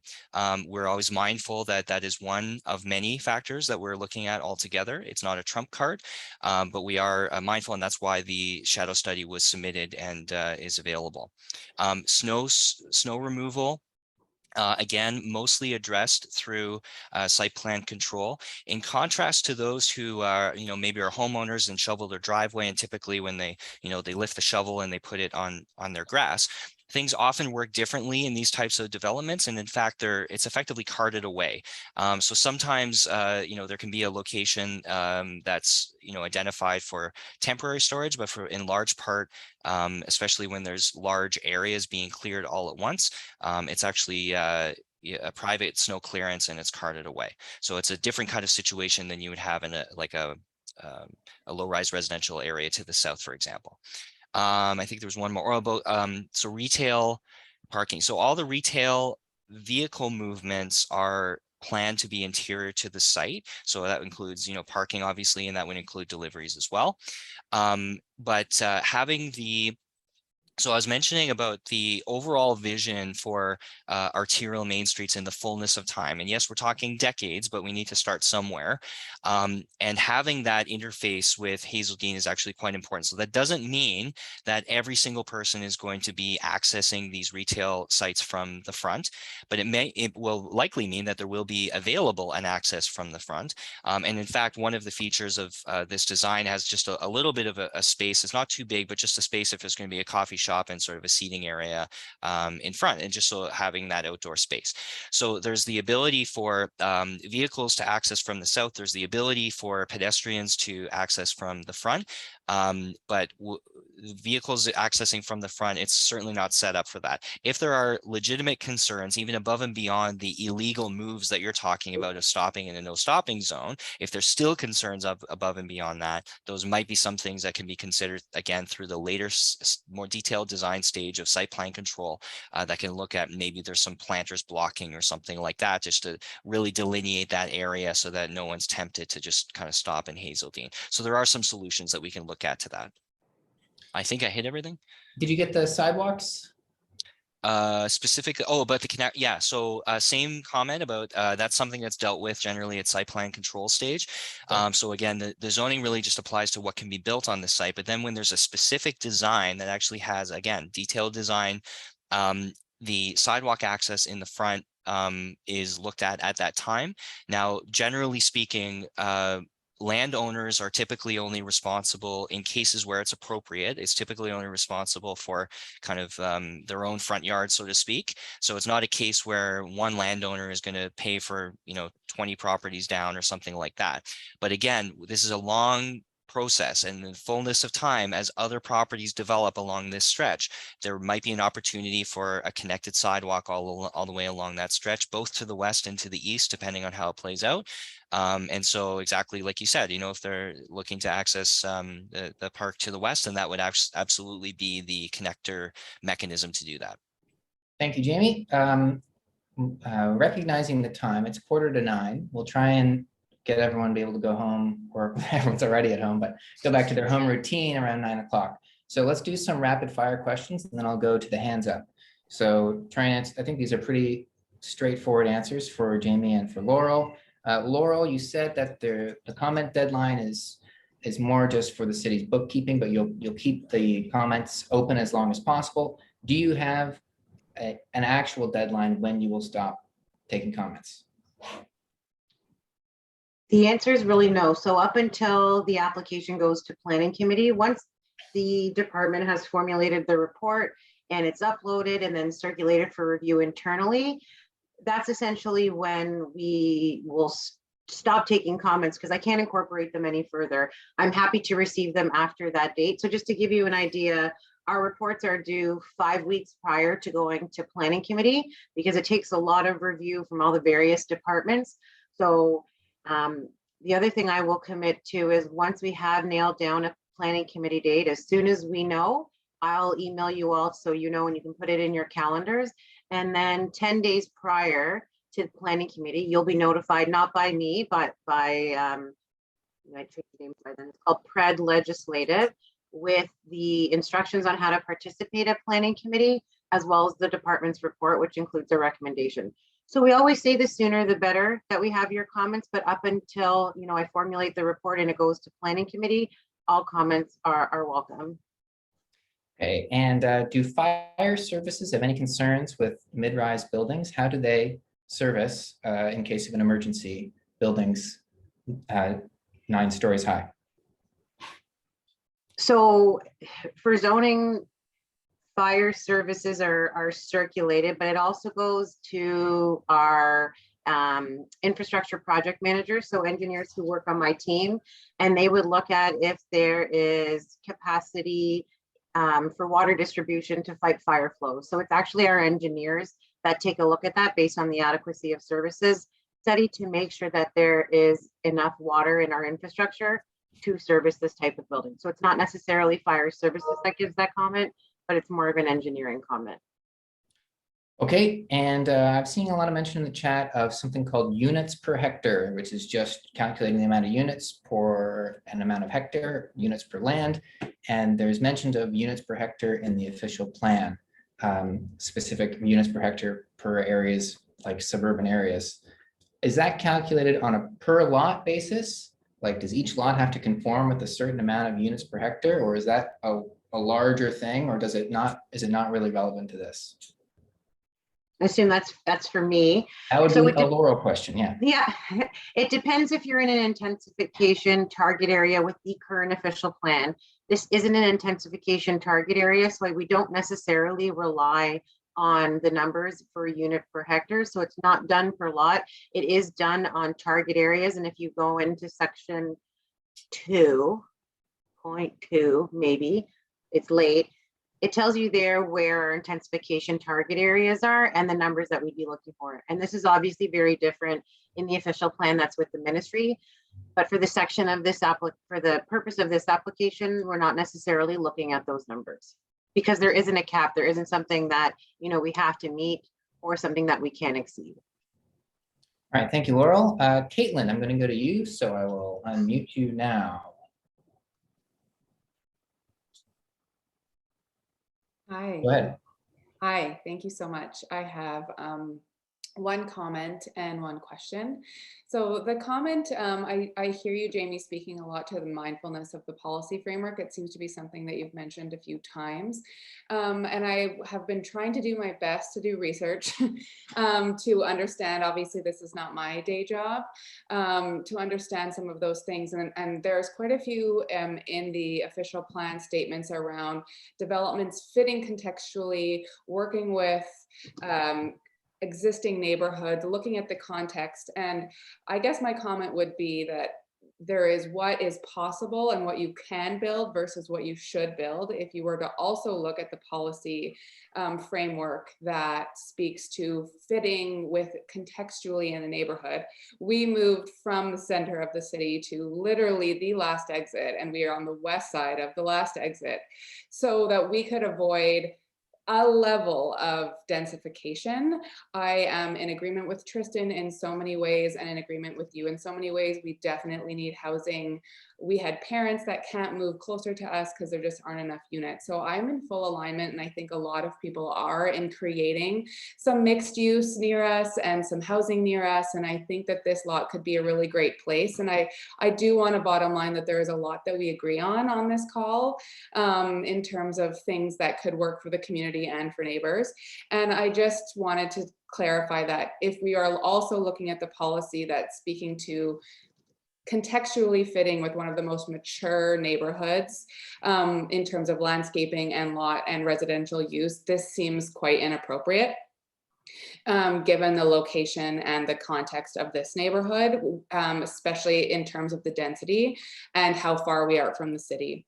and all of the other statements. So that will be my comment and piece of feedback. And my specific question would be, I heard you mention asking for relief from, I don't know if the correct term is the setbacks or the landscaping, as not a budding neighbor, but quite close. That is something that is very personal to me. And I heard you mention that the reason why you're asking for relief from those setbacks is because you're looking, those normally tend to something that's more heavy duty.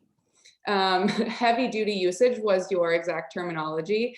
And I cannot think of something more heavy duty usage than 385 parking spaces, commercial space, 200 below ground, and then also having the parking garage be the thing that is within that setback. So if you could kind of define what heavy duty usage would be, if it is not this, I'm unclear, because backing on to the RV park, they are significantly less heavy duty impact that close to our lot line. So that would be my question. Okay, thanks, Caitlin, and for both your your comments and your question here. So I guess at its core, what you're asking is about the landscape setback at the back. So I think fair to say that, I've been doing this for 10 years and I've worked in every corner of Ottawa at some point. So I'm quite familiar with the zoning bylaw and sort of the ins and outs of things. And actually, by the way, your terminology was pretty accurate. So you may have a career in planning on the way. I can tell you that when I saw the requirement for this particular site, and again, it's specific to this subzone, the requirement for 10 meters I found to be very unusual, like extremely high. And when these types of developments really occur in all kinds of contexts across the city, generally around 3 meters is about what's usually required. So when looking for an explanation of, well, why is it higher? My thinking, and again, this provision dates back decades. This is not something that was introduced yesterday. My thinking was Hazeldean had, I believe, to be a different sort of vision and function 25 years ago than it does today. And so my thinking is that the likelihood is the requirement for the 10 meters is for the larger range of possible land uses than for the range of more disruptive. And you know what, my use of the word heavy duty was actually more colloquial. I was trying to sort of make it understandable to everybody. That's not an official term or any kind of thing like that. What I will draw your attention to, though, is the list of permitted uses, specifically non-residential uses that are permitted in this zone. So this application happens to be for residential and retail, which tend to be, relatively speaking, not disruptive.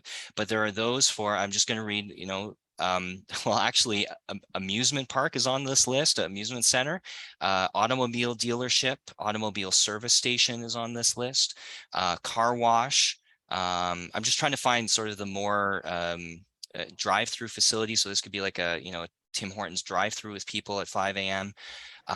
Gas station. The list goes on. So the point I'm just making is that the AM zone actually has quite an extensive list of uses that are permitted in this area or on this lot in particular. And so it just so happens that these uses that are being proposed, to my mind, are far less disruptive than those that I just listed. The last thing I want to say, and it does relate to your comment initially, is in planning, we have this concept of there's sort of the physical context and then there's the planned context. And all that to say is that at some point, every communities are changing all the time, physically changing all the time. It just kind of happens. Now, to the extent the planning can control that, at some point there becomes a point where it's appropriate to allow for more densification. It sounds like you're generally in favor of that. And so the question becomes, well, how much? And so the City of Ottawa at some point probably in around 2003, if not earlier, determined that Hazeldean Road was suitable as an arterial main street, which comes with certain attributes and understanding of the planned context. So this just so happens to be kind of landing on everyone's doorstep here on May 31st, 2022, but the planned context has actually been there for some time, and including the 9 stories. It has always been that way for now decades. It's always been permitted in the policy framework. And so the question becomes, well, where is that coming from? Where's that sweet spot? And in fact, without getting into too much detail, the new official plan actually allows for greater than 9 stories where there's a deep enough lot that you're able to design appropriately for transition. And so in our world, in terms of, what is the policy framework right now, is that 9 stories is appropriate. And part of the logic there, and I just want to pick up on your comment about moving sort of from the core to as far as you possibly could, but there are certain principles of good planning that apply regardless of where people are located in relation to this or that. And one of those things, for example, is, the infrastructure should be used appropriately and efficiently. And so if the infrastructure is there, whether that's talking about water, whether it's talking about road capacity, whether it's talking about stormwater management, fiber optic, electricity, what have you, if the infrastructure is there, it behooves us as a community and as the City of Ottawa to make sure that that's used appropriately. So I guess where I'm going with that is we always have to be careful with, because we often hear this in certain parts of the city. Well, I tried to get away from that stuff. I moved out here to get away from that. When in fact, the design, the physical design of this area actually is appropriate for, and that's kind of the case that we're trying to make here through the policy framework, is appropriate for this type of development at this specified height in the policies. And I heard what you said about the other policies in the plan. There's always a statement somewhere up front of every official plan that basically says, like, the entire plan, all the policies need to be taken in their entirety, because sometimes they do sort of, conflict one another. But in this case, I don't think there is a conflict. It's basically, there's the planned function of Hazeldean Road in the policy framework, which is as an arterial Mainstreet and has very specific details of what that means. I'm sorry, it's 9 o'clock. I'm going to stop talking. Jordan. Okay, thank you, Jamie. I have 2 more questions written down, and we have 4 hands up. It's 9 p.m. So let's try and get through these 6 questions.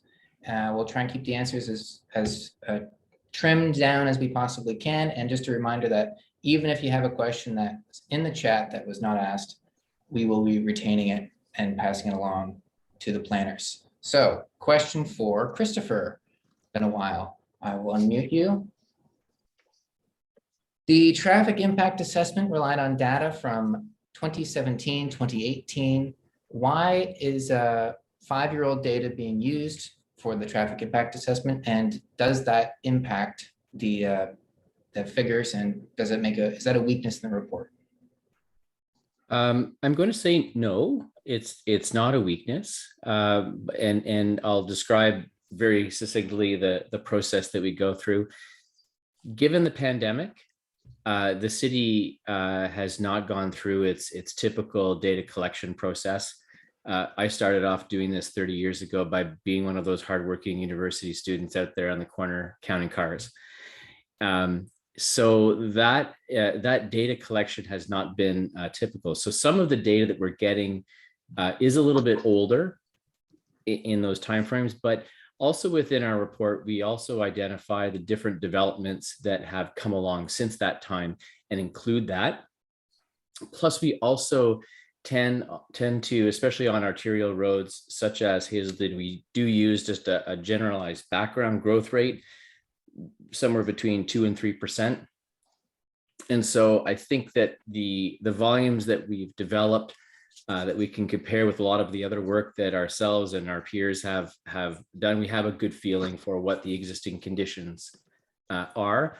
And then, of course, as we're projecting that into when this development would be constructed, and then we add 5 years to that. So all of those numbers are giving us some confidence that we've been able to capture the situation properly. And I will also note that when it does come to site plan, as people like Jamie and others have mentioned, we'll also be updating our traffic work to reflect that and get a better feel for what the conditions will be like at that time. So we'll have a good model and understand the impacts well when we get to that development stage. Thank you, Christopher. And Lucas, I'm going to go to you next. So I will unmute your microphone. You can ask your question. Hello. I understand with all this development, it's good, like you having it and along the Hazeldean Road. But I have if I remember correctly, with the ultimate transportation master plan, the queue jump, the rapid transit along Hazeldean Road, it ends at Stittsville Mainstreet and doesn't go all the way to Carp Road. So would be highly beneficial to, once it's going to be looked at the transportation master plan, to have it extended all the way to Carp Road? Because it's just, if you want people, like, even if you provide enough parking spaces, it just would be more like, if you want to be a livable, like, for the carbon emissions to people using public transit, then having it being very close to it, because right now that's a fair walk to go to Stittsville Mainstreet, if I agree. I don't know if it's 10 minutes. So it's can you please keep in mind, like, have it somewhere written down to have it extended all the way to Carp Road and not just to Stittsville Mainstreet? Josiane, can you address that? Whether there are plans to enhance transit operations west of where it is now? I think I should have, I think I got you. You unmuted me and I accidentally remuted myself. So the transportation master plan is under review right now, actually. So I don't know necessarily specifically what's being looked at for transit priority, but I can tell you that we're looking, once again, citywide, and the TMP is under review. Yeah, because between the Stittsville Mainstreet and Carp Road, there's that big parcel of land vacant across from, I guess, where the flea market used to be, and it's gonna be like a bunch of high rises next to the Hazeldean Road, and it'd be a lot of houses there. So it would make only sense to have it a rapid transit all the way to Carp Road and not to just the Stittsville Mainstreet. So it just that's my 2 cents. I can add comments in the online afterwards. So it's thank you for hosting this evening. Thank you. Thank you. Thank you, Lucas. And Teshia, I will unmute you. You can ask your question. All you see is the top of my head. Hi, sorry, can you hear me? We can hear you. Great, thank you. Thank you for everyone for coming out tonight. This is the first time that I've attended one of these meetings, so I've been listening very intently. I live in the Timbermere subdivision, and we just went through, I guess, a bit of growing pains with the addition of the Potter's Key subdivision across the street from us, that new road, Kimpton Drive, etc. So I guess my question would be for Christopher, the traffic person. I was very interested in reading that report, and I'm curious that you did touch on that it's outdated, but it's outdated so much that it didn't even talk about all of these houses that were there. Like, on the maps included in all the reports for this development plan, there's not even showing houses that have been built there, lots of houses. So, and you specifically speak to Hazeldean Road, Hazeldean Road, Hazeldean Road.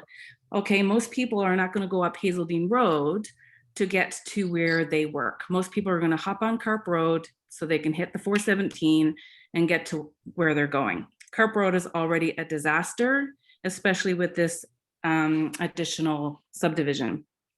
Anyway, sorry. I don't know what the timeline is. Like, when you look at the reports from 2016, 2017, and that's your latest dates, most of them are 2012. When do you go, okay, well, in I spy with my little eye, in 15 years, Carp Road is going to be a 4-lane arterial and be able to support all of that? Because I think a lot of residents go, that doesn't sound very realistic. And again, I want to point out too, there's the pros and the cons to 9 stories. I think most residents can agree that we're not saying don't put something there. It's just a waste of land at the moment, but put something that's appropriate to what the infrastructure can support, and maybe follow some of the same kind of planning approaches that went on with Potter's Key, because they had tried to put a huge development there, and the planning committee came back and said, yeah, you're right, we're not going to put this huge apartment complex butted up against existing single family homes. So I guess, I don't know if that's comments or questions. I'll leave that to you guys. And now my son is making a noise. Sorry. Okay, thanks, Tessia. Let's take those as comments, I suppose, unless you had a specific question you had. No, okay, great. Then Tony, I'm going to unmute you and you can ask your question.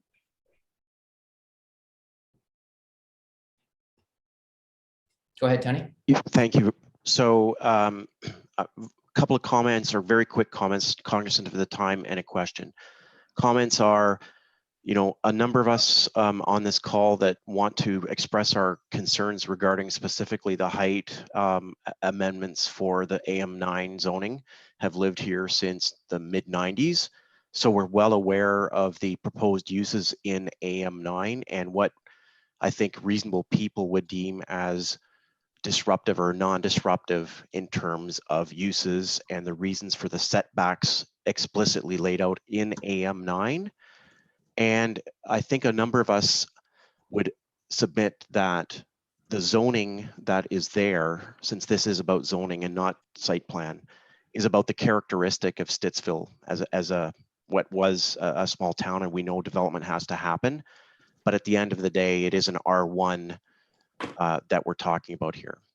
So I think everyone here understands the land needs to be developed. I listened very carefully to the comments about the need for more housing. I think we've beaten that horse to death. We're all on the same page. We just want suitable development. The question I have, given that clearly there are significant concerns with exemptions to the zoning, is what is the proposed timeline that the current owners of this land, who I gather based on the comment are the previous owners or had the land that was the Teco block that was there. What is the proposed timeline for which they want this project to actually be done? Because a lot of the things regarding the suitability of Carp Road, the concerns regarding traffic, the concerns regarding you know, site control and things like that, I suspect are going to be very different contexts depending on the timelines that the owners expect to try to develop the property. So if we could get some feeling for the timelines. Thank you. Thanks, Tony. Jamie, do you have any timelines on what the owners are expecting? Yeah, unfortunately, I don't, Jordan, and thanks for the question, Tony. Obviously, it's a good question. It's a pertinent question. The best I can offer you right now is simply to remind everyone, and I know I've been saying this several times, is that the site plan control application is still required in between. So we're still relatively early in this zoning process. So at some point, the zoning is going to resolve itself. Let's, for sake of argument, say that the application is approved at planning committee. So what that, or a council through planning committee, what happens after that is the owners would have the option of whether it's the very next day or 5 years later. It's really up to them when they decide that they want to submit the site plan control application. And then that has its own process. Now, typically on the short end, it's sort of around 4 to 6 months. On the long end, it's more like a year, maybe more like 14 or 16 months. So there's still that process to play itself out. So we're not expecting that there's going to be development, you know, shovels in the ground tomorrow, this year even. There's going to be some time in there, but I really can't give you a more satisfying answer than that. I'm sorry. All right, thank you, Jamie. And that's the end of the questions. So I want to thank everybody for asking your questions. And thank you again to Jamie, Josiane, Christopher, and Laurel for answering all these questions. And again, we've kept the chat. So if you had questions that weren't answered live, they're going to be part of the consultation process, and we have that. So I'm going to throw it over to Councillor Glenn to wrap this up.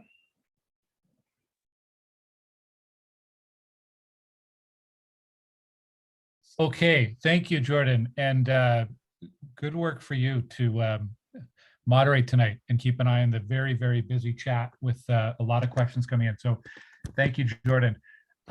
It's helpful to me because then I get to listen and take notes rather than having to keep track of who's next for questions. And there was some really good questions and some really good feedback. I'm going to be sharing some detailed comments from my perspective on my website by the end of the week. I'm kind of I'm in an independent position. I'm not a planner. I get paid by the city, but I'm a city councillor. So, I'm not aligned to the planning department, and my job is basically to be listening to residents and other stakeholders in the community and make sure that you're being represented, and that what we're hearing from an applicant, what we're hearing from planning staff is reasonable. At this point, I don't support a 9-story building on this site. We had a number of people comment that, well, it probably makes sense to have some kind of development, but not 9 stories.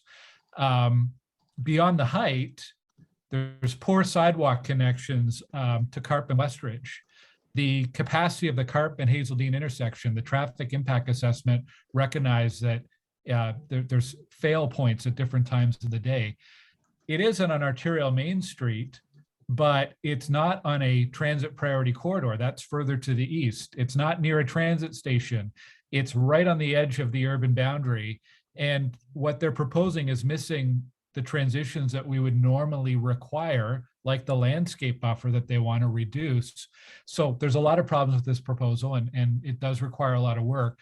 And as I said at the start, this is just a proposal. There are always things that change. I'll give you 3 examples. Huntington, the Switzer building that's near what used to be Quitters and is now Equators. In their first iteration, they were proposing the 4-story apartments that they have now, plus some condos in behind. Due to feedback from neighboring condo owners, they removed that from their plan. There's a number of applications along Maple Grove Road, west of Huntmar, that were on hold for a number of years because of a lack of transportation capacity in that area. Even the Lapine project that came up a number of times tonight, their zoning there is 9 stories as of right.